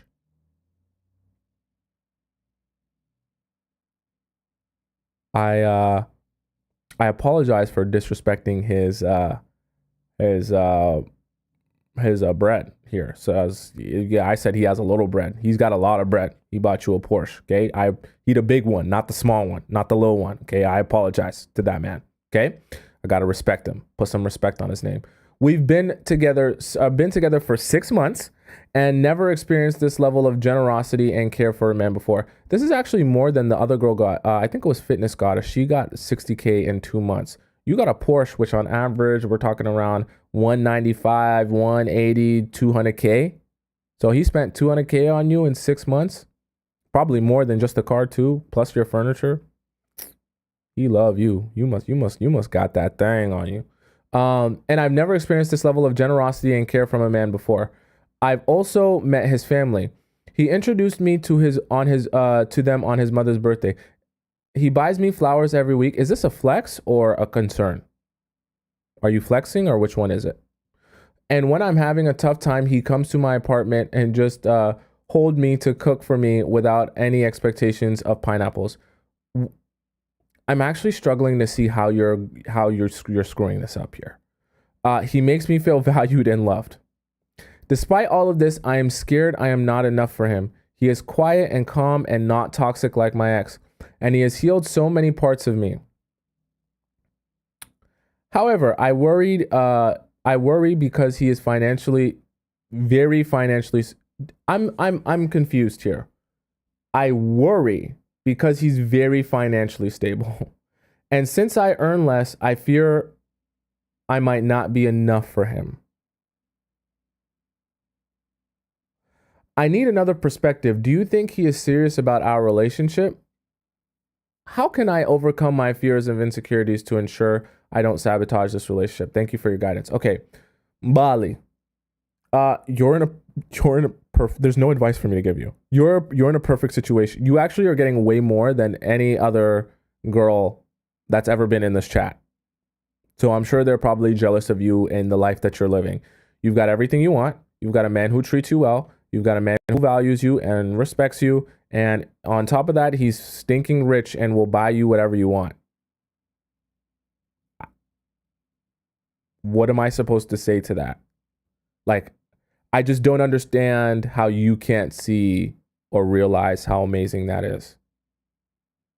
And the only thing that I think is happening with you is I think you're in a situation where, yes, your ex mistreated you, but I also think that you became accustomed to the emotional roller coaster that your ex would take you on a daily basis, on probably an hourly basis. And because you became accustomed to that roller coaster of emotions that you would go through, you found something that you could focus all of your time and energy on, because it required that much of your time and energy. Because one day it's up here, another day it's down here. There's this situation, you got to chase after this girl, you got to fix this thing. There's so many burning fires for you to put out. You have nothing but time and energy and focus to put on this relationship. So you don't have to worry about building yourself up. You don't have to worry about doing things for yourself. You don't have to worry about growing or improving. All you have to worry about is focusing your energy on putting out all these fires and all these situations that are going on with your ex. Right? And so you became accustomed to that cycle and that amount of energy required just to be in the relationship. So what happens now is when you're in a healthy relationship with a guy who has money, who will give it to you, you don't have a lot of worries, you don't have a lot of concerns. What actually is happening is you're not anxious about him treating you wrong or not being enough. What you're actually anxious of is the fact that in order to stay in this relationship and maintain this relationship, it requires a lot less of your time and energy. And this has become concerning to you because you've become accustomed to having to be drained in order to maintain a relationship. The problem with this is that if you don't begin investing into yourself and making your own life interesting outside of the relationship, you'll find yourself in a position where no matter how much he does for you, you're bored because you're uninterested in the relationship. And you're uninterested in the relationship because you don't know how to make your life fulfilling unless you're going through a roller coaster of emotions. And because you don't have outside fulfillment outside of a relationship, now you struggle to find joy in life when you don't have something to focus so much of your time and energy on. Because you don't have to go through his phone when he's not toxic. You don't have to chase around this girl or that girl to figure out who he was talking to last week because he actually just tells you where he's been. You don't have to worry about what he's doing on the weekends or worry about what he's doing when you're not there because he's actually where he says he's going to be and he's actually working and he's actually making some money. You don't have to worry about him stealing from you or manipulating you to get money out of you because he's stinking rich and he can pay for anything he wants and you want. So it requires a lot less struggle, a lot less brain power, and a lot less energy to be in this relationship. But when you're used to that, that can also be painful and boring. And some people find themselves in situations where they're so bored that they actually go out into their life and they seek out people that will make their life more exciting again. Not because their partner isn't good enough and not because their partner has quality or doesn't have the qualities that they want, but simply because they want to put some excitement back in their life. And the mistake is you'll lose out on the amazing man that any woman would want to be with because you're bored. When instead of trying to fill your excitement with a new guy, or a fresh guy, or a guy that will make you feel stimulated, you should be trying to make your fulfillment and excitement in life come from within you, about something that you do, that you're passionate about, that you enjoy, that gives you that fulfillment. So throughout the course of this relationship, you need to be focused on figuring out what you want and care about outside of the relationship that brings you joy and happiness. When you find that, you'll actually find it a lot easier to be happy in the relationship. I know it sounds strange because right now you're struggling to just be okay with being happy in the relationship because you've been accustomed to not being happy and that to be your regular state. But once you find fulfillment in other things, you'll realize it's okay for you to be happy in the relationship because you have fulfillment in other aspects of your life and the relationship. And so because you have fulfillment and stress and things to focus your time and energy on in other parts of your life, you won't need your relationship to take up so much of your mental space. Okay? Because you're living a great life right now. Brittany says, I don't know if I take a Porsche 6 months in. I won't lie to you. 6 months in, for him to get you a Porsche, he must really like you. Okay? Even I don't care how rich he is, he must really like you. There's millionaires and billionaires that don't do that for someone in 6 months. Okay? So he must really like you. And he bought your furniture. We're 6 months in. So you got that thing on you. You doing well. There's clearly a lot that he likes about you and a lot that he appreciates of you. Don't ruin it. Don't ruin it. Don't ruin it. Listen to me and listen to all the other girls in the chat that are saying they would love to swap play. Hey.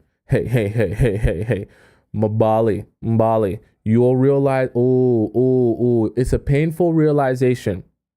If you get bored and start venturing out the relationship, trying to get some excitement, it's a painful realization when you realize how many girls would gladly take your spot in a heartbeat. Don't be fooled that he treats you well, thinking that there won't be a plethora of girls that will be hungry and ready to take your spot if you're not appreciative of the relationship and the man that you have. Don't lose the plot here, okay? Not to say that you're not the prize or anything like that, but I just want you to understand, if you can't figure out a way to appreciate him and feel fulfilled in this relationship, trust you me, there will be a girl at the doorstep ready to take your spot, because you're getting a lot more than anyone could ever ask for. Okay? Not to diss you or make you feel bad, but I want to, like you said, give you some perspective so that you can take a deep breath in and realize where you actually are at. Sometimes it's hard to realize where you're actually at because you're in it and not realizing how good that you have it. If you read some of these other Discord questions, you'll realize you're in an amazing situation. So there's really nothing for you to be upset about. I won't say nothing. We all go through things, but your problems are very different problems than most of the other girls' problems. Okay? So be appreciative of what you have. Next here we have, let's see. Okay, Smooth Brown says, need help ASAP. Okay, I'm gonna give you help ASAP. Let's see what you have to say here. Let me see here. Okay. Need help ASAP. Smooth Brown says, hi, I'm 24, met a guy who's 30 at a college dinner, 2 months. I left a bit earlier than everyone. I was waiting for the Uber and I saw him walking towards me and he asked for my socials. We started talking and he immediately wanted to take me out. I was a bit hesitant, but it was so fast. So we talked for a few more days and I decided to go on a date with him. Okay. He gave me 3 options for the date that he had well planned. So good so far. I decided to go to the fancy restaurant. The outfit I wore to the date was a bit pineapple-y, and I had on these high-heeled boots. After a while, my feet started hurting bad, and I was also on my cycle, so I had very bad period cramps. I suggested that I wanted to go home because of the pain, and he wanted to initially buy me some comfort snacks, but because of my heels, I told him I just wanted to go home right away. That's nice of him, though. Once we got home, it started getting hot and heavy, and we started kissing. We had never made out at that point because I was on my cycle. Okay? Still have my V card. Sorry, I'm soaking everything in. I live a very busy life, and I didn't want to put him as a priority at all. We would talk. He would always say, I'm famous because I was so busy with my own life and friends. That's good. He also leads a busy life. So we met at his house for our second meeting. I dressed up very innocently with a long white summer dress like a sundress, because I was expecting him to take me out somewhere, but we ended up being hot and heavy, and I gave him I just don't so you were gonna go somewhere and then you guys just said F the spot, and then you gave him head. I just, I like, why would you do that though? I don't understand. Like, things were going so well. He was treating you so, like, why would you do that? Why would you do that? Why not just go out to the place you were already planning? I understand, like, yeah, you got carried away and yeah, you were in the mood, but like, why would you do that? You also still have your V card. Why would you do that? I don't I, I'm glitching here. Because if you have your V card, you do realize like the majority of guys will respect if you have your V card still, that like, okay, you're just not one, haven't given it to anyone. So they're not gonna feel pressure to be like, I gotta sleep with her right away because other guys have probably done that. Like, why would you do that? The third meeting that we had, I lost my bag and I basically lost my keys in the bag. So I had nowhere to go at night. Oh God, this is not gonna end well. So I stayed over crying because because of my bag, and he only wanted to have pineapples.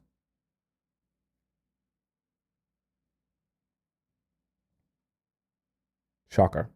I told him no, since I'm clearly upset about the situation of my bag. He respected and left to sleep on the couch.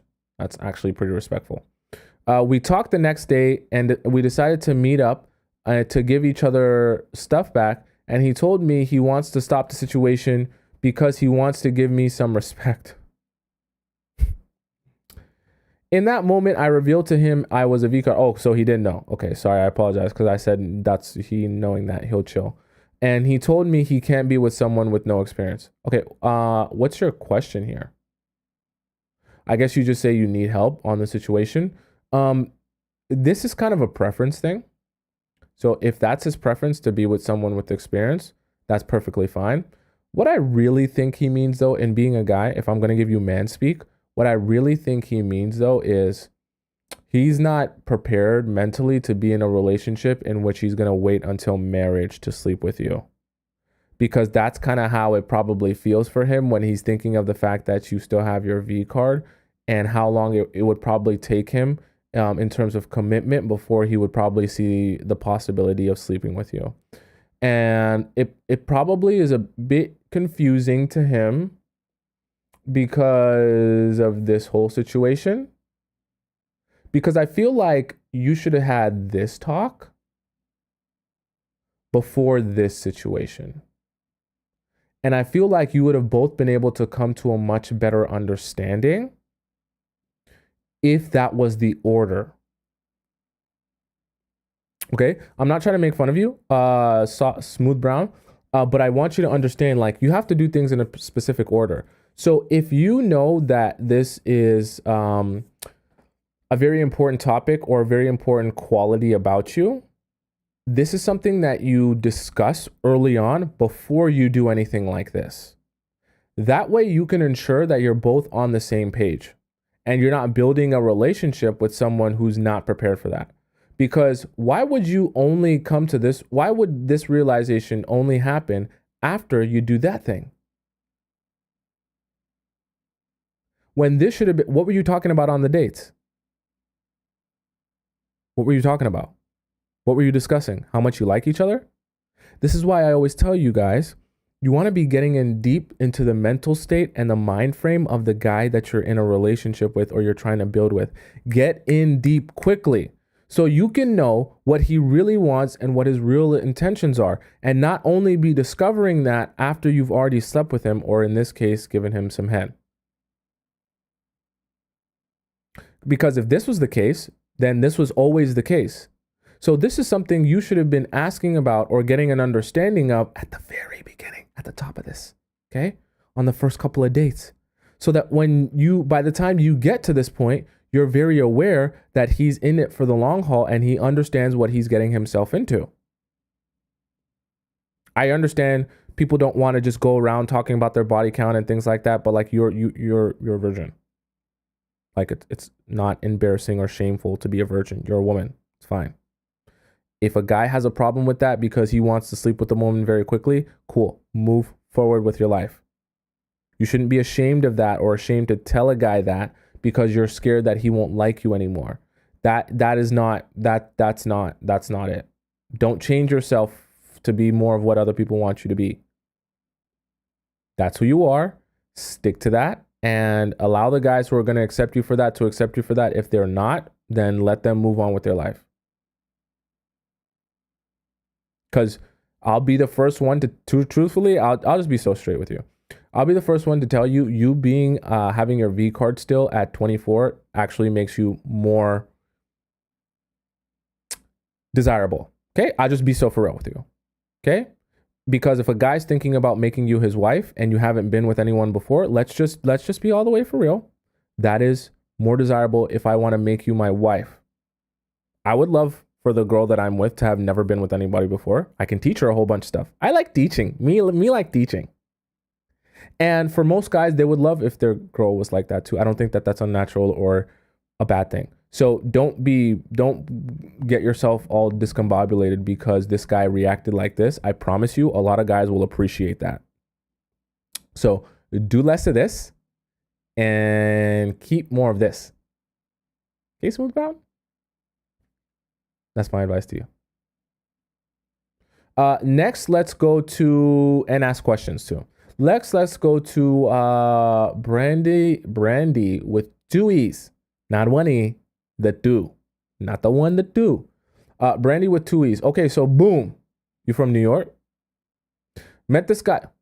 Okay, so boom, met this guy on TikTok. You heard? No, I'm saying he lived in Atlanta, and at the time, lived in Louisiana. He was finishing school and I was working. We planned on seeing each other, but I lost my job. Oh, so sad. We continued FaceTiming and he asked if I was talking to other guys. Oh, you meant on TikTok. Okay. I said yes. He didn't like that. And he said he thought we were trying to date. So we had a conversation and decided, okay, so we're going to get to know each other and plan to meet. Okay.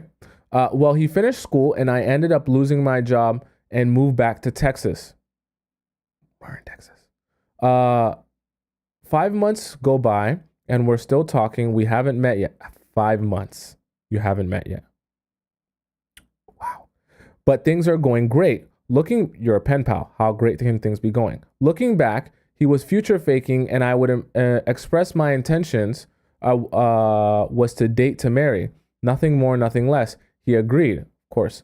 Long story short, after a couple of disagreements about communication, it started to slow down. And when either of us would comment about it, we agreed we would do better. For a while, we did until the FaceTimes turned into calls. Mind you, we're both looking for a job. So he's still looking for a job. I don't think he's. Okay, I'll hold my thought.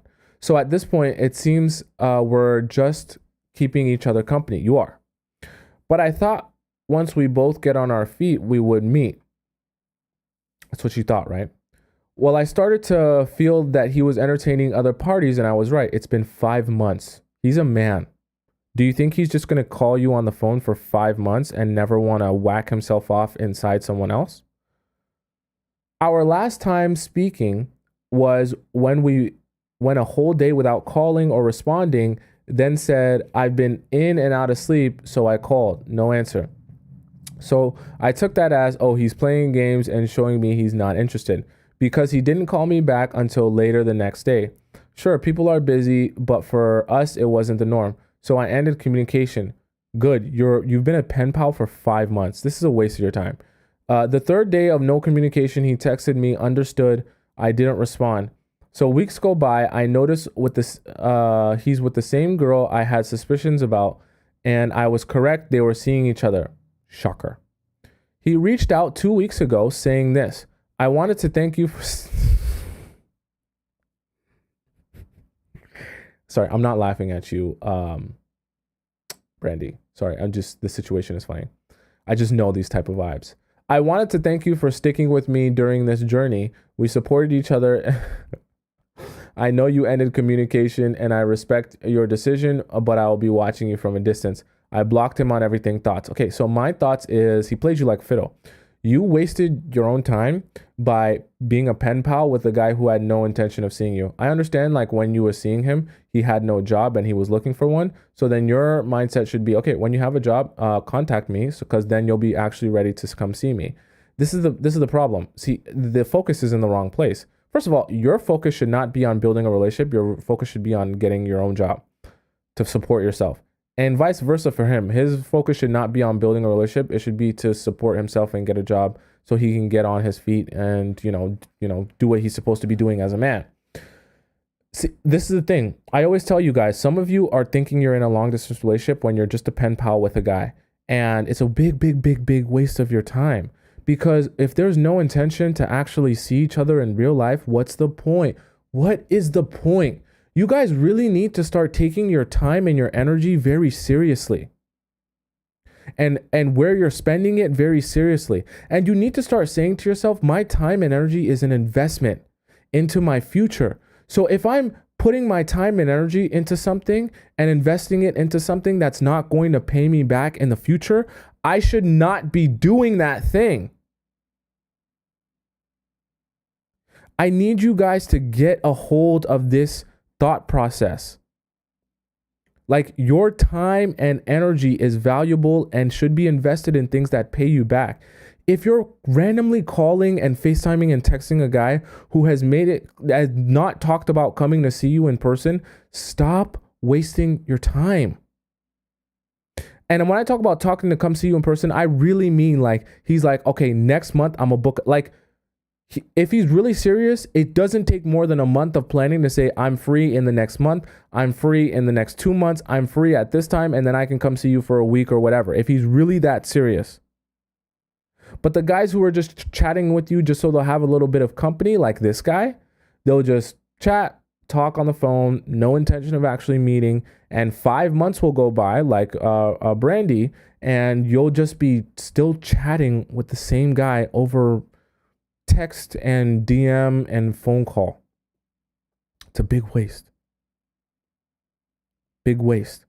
And like you played yourself, because look, all 5 months you invested your time and energy into a guy only to have him get into a relationship that he was actually happy in. And just like someone previous that sent a message in, he came and he thanked you for your time and he said, yeah, good knowing you, but I'm done with you. And he literally discarded of you.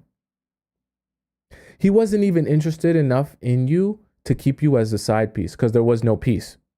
He was just keeping you around his company until he could build the relationship he actually wanted to build.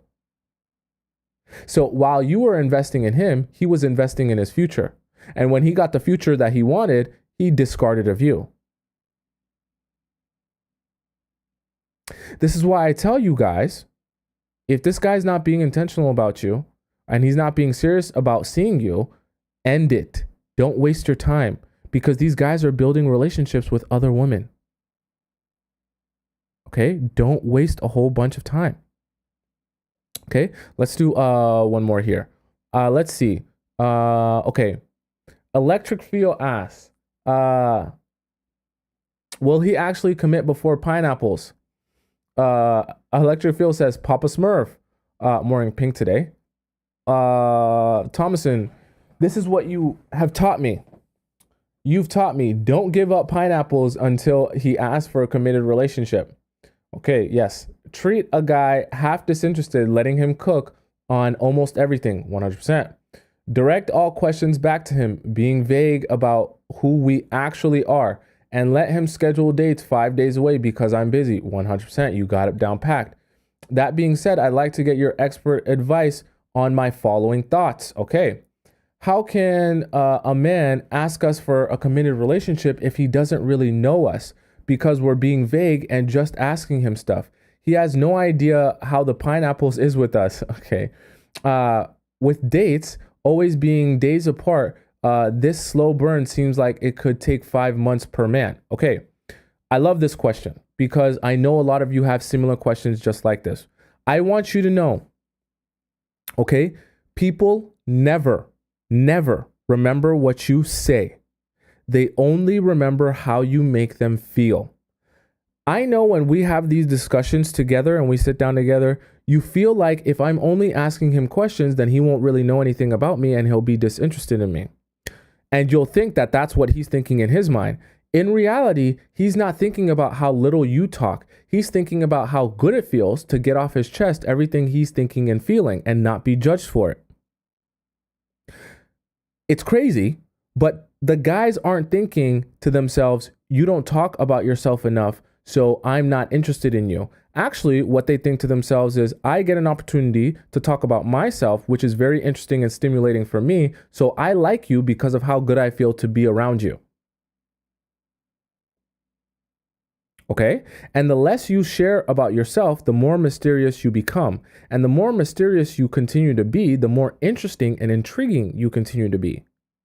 See, the guys, I always try to tell you guys, your value is not based on your actual value. It's based on the perception of your value. Okay? Meaning, I can make something seem valuable by making it seem like everyone wants it and that it's in high demand and it's very scarce. That doesn't mean I actually have to put time into making the quality very high. All I have to do is make the perception of quality be very high by showing you that everyone else wants it and making it look like it's very scarce. There was an example of exactly what I'm discussing in a skit that someone did. I believe it's on YouTube. All you have to do is type in fake designer store. And there was like a company or whatever. They just wanted to see the social experiment of what would happen if they created a fake designer store and forced people to pay high price for Payless shoes. And I believe in that store, they actually called the name of the store Palace. So they made it sound like it was French or foreign. They called it Palace, and in the store, they were literally selling Payless shoes. But they convinced people that it was this new designer French store called Palace, and they convinced people to pay thousands of dollars for Payless shoes. And people were lined around the block for the Payless shoes. All because they presented it in a way where this is high quality. Everyone wants it, and they hyped it up. They put some marketing behind it. They made it seem as if it was really valuable. And so what happened? Everyone treated it like it had value. It was the same Payless shoes that all of those people would have walked by if the store said Payless and it was $10. But because of the perception of that value based on the scarcity and the demand, everyone wanted to pay thousands of dollars for the same Payless shoes that were cheap, made in the same Payless factory. And so that's my point when I talk to you guys about perceived value and perception. When you guys get worried about, but he doesn't know enough about me, but I'm not talking enough about myself. How is he going to know that he wants to be with me? It's not about him knowing that he wants to be with you based on how much you share about yourself. It's about his intrigue in you and his desire to continue knowing you because you're scarce and unavailable to him, that he wants to make you less scarce and less unavailable to him and continue to build with you. And this part about it being a slow burn, that's okay. That's perfectly fine. You don't need to make things happen in 1 week. In fact, it's actually better if things don't happen in 1 week, because the slower things burn, the more you can observe him and his actions and know that if you're actually going to give yourself to this guy, you're giving yourself to the right guy, not a mystery man or a guy who's just putting on a Prince Charming suit. So actually, it works in your favor the slower it burns, because the longer you get to see him in a bunch of whole different situations and circumstances that you know you're actually meeting and being with the real person, not with his representative. Okay. Next year, you say, it would feel scary to commit to a man before I knew what his pineappleality is like and what his body is like and how our pineapple chemistry is. Or what if he has a micro thing? These are things. Now, I'm not saying you don't have conversations about this. These are part of the things that you figure out in the process of asking him questions. You can actually figure out a lot about someone's KINKSs, what they're into, what they enjoy, what their vibe is, by asking them questions. You don't have to necessarily always just go out and experience it in order to get a better understanding of it. Now, obviously, you're not going to know exactly what the pineapple chemistry will be like if you don't do it. But at the same time, in the process of you guys doing other things that's not having pineapples, you'll grow a sense of how connected your bodies are and how in sync you guys are, even with things like kissing. I promise you, If you guys don't have chemistry kissing, there's a 99.9% chance you won't have a lot of chemistry when you're having intimacy in and out, squirtle, and being penetrated. Okay, I can assure you that. So these are the kind of things you should be looking for to get those answers to that question. If he has a micro thingy, that's also something you'll discover in the process of asking him enough questions. Trust me, it's very hard to hide a micro thingy if you're talking about your past pineapple experiences. Okay, you'll start to get a sense, and even when you're making out, you can, if you're really scared or worried, make out with him and start feeling down below. If you can't feel anything, then you should be worried. But if you can feel something and it seems like a decent size, whatever decent size is to you, then you're good. Okay, so don't be such in fear of a situation that is like that. That's like almost never going to happen. We're talking about like less than like a very minority portion of the population. Okay, most of them have average. Okay, not micro, average, maybe small, but not micro. Your advice is bar none, yet I always see the vision of the guy in it for a slow burn when he keeps pulling the... Wait, what? You want to see the vision of a guy in it for the slow burn? I mean, that's good. That means he's being intentional about it. You mean when you keep pulling yourself away? I mean, if you're pulling yourself away and he's intentional about it, then, I mean, he's going to continue pursuing you. I have a different perspective with just seeing one man at a time. Okay. And Electric Field donated $20 on YouTube while we were reading out the questions. He said, your IG skits and music so good. Thank you so much. I really appreciate that. Electric Field is probably like the #1 donator in TikTok and YouTube. So I appreciate you so much, Electric Field, while I'm reading out your question. Thank you. Isn't it a waste of time if you put all of your intention into just one person? If they end up being a disappointment, then you got to start from scratch with someone and no foundation. I don't truly see a man who a man is until 6 months of knowing him. I mean, yeah, it's technically a waste of your time if you build this with that person and it ends up being a disappointment. But if you don't give away Squirtle in that time period, at least you get to walk away scot-free without having wasted a body and giving yourself to that guy. And so don't be worried that, oh my God, I should make this happen as soon as possible, because if it takes a long time, then, that's a long time wasted. Why would you want to jump into things early and then figure out you're wasting your time early and then be like, well, I should have been more patient. Okay. And the thing about it is, in the process of getting to know people, it will become pretty obvious to you when you're on the right track or when you're not on the right track. You also say, I am 49, never married, and I want to find my person, be a wife someday.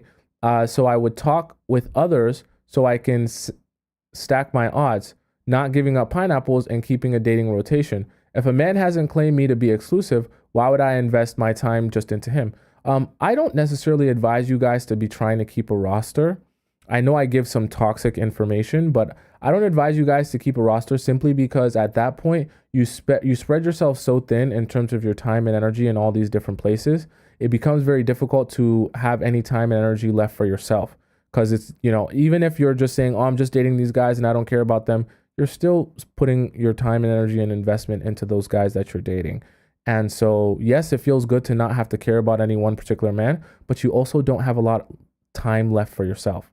The illusion is that if we have time in life to accomplish all of our goals, but in min-life, it's more like prioritizing goals and recognizing that you might not fulfill everything on the list. I agree with this. You have to understand here's the thing. I think that you should always understand what it is you want and you're looking for, and what it is that's important to you that you must have. That way, you know what are things you can work with. Do you understand? Making your list of everything that you want is also understanding what you can work with. Because you're going to meet people of all different walks of life and personalities and dynamics and things like that. Some qualities about them might not necessarily be your favorite thing, but it might be something you can work with. And some qualities about people might be something you absolutely cannot work with. But that's on you to understand the difference and which one is which. Because only with that information can you make a decision on, okay, I can build with this. I can work with this. Yeah, you make mistakes, but you're accountable to your mistakes. I can work with that. As opposed to, yeah, you're someone who doesn't take accountability for everything. And anytime I try to get you to apologize about anything, you just blow it off as it's not your fault. I can't work with that. Right? Lastly, what is the language to use with a man in order to convey, well, I want to find my life partner, so I'm not feeling like giving pineapples until I'm in a committed relationship? This is actually a great question here. My advice to you would be to not say that, just do it. Because a lot of, honestly, truthfully, honestly, a lot of girls say this. A lot of girls say, oh, I'm just waiting until commitment. Oh, I'm not going to give myself away until commitment. Guys hear that all the time. You know how you're sick of hearing guys tell you, oh, I'm looking for something serious? Guys are sick of hearing girls say, I'm not going to give away any Squirtle or pineapples until I have commitment. Guys hear that 24/7. And you know what happens right after the girls say that? They get a little wine in them, they have a little fun with them, have a little chit chat, and lo and behold, they're giving away Squirtle. So it's meaningless to say it. Actually, you're better off not saying it, because showing him that is way more powerful than saying that. When you say that, you honestly just sound like every other girl. When you do it though, when you're actually about it, it's a very different feeling to see it happening. So honestly, I'd advise you to not say it, just do it. Just do it. Okay. Thank you so much, Electric Feel, for all your amazing questions. I see that you put in so much work into your questions, and you donate while asking great questions, while participating into the chat. I appreciate you so much, Electric Feel, for everything you do for me and this community. You're so amazing. Okay. So that's the show for today. If you had a question for me that didn't get answered, don't fret. I will answer your question on another show. We have lots of shows to discuss.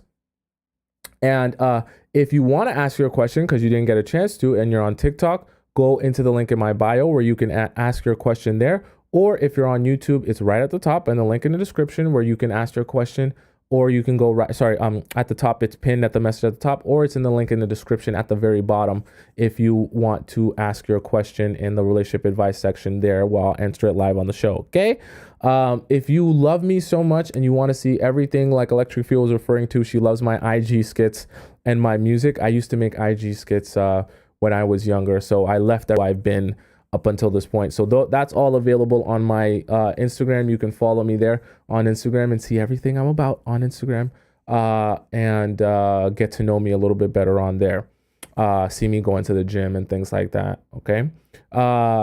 And if you are on TikTok and you love the show so much, you want to be a part of the show, you want to see everything that the show has been up until this point, you can just head over right on the top of my head on the right side, type in my name on YouTube, and you'll be able to find my channel where you'll see all of the live streams that I've done in the past, as well as this one.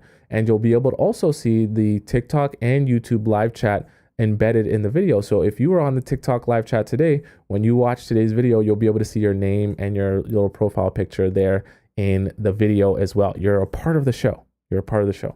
So yes, I'm on every weekday, Monday to Friday at 4 p.m. Eastern Standard Time. So you got to figure out what time that is in your time zone if you want to make sure you join me right on time for another live show where I'll be back again tomorrow at 4 p.m. Eastern Time. Okay? Until then, arrivederci, au revoir, hasta la vista. I love you so much. I appreciate you so much. I love spending time with you, and I love this time that we get to be with each other until we see each other again at 4 p.m. Eastern Time sharp. I love you. Okay? And I'll be back on time. I was on time today.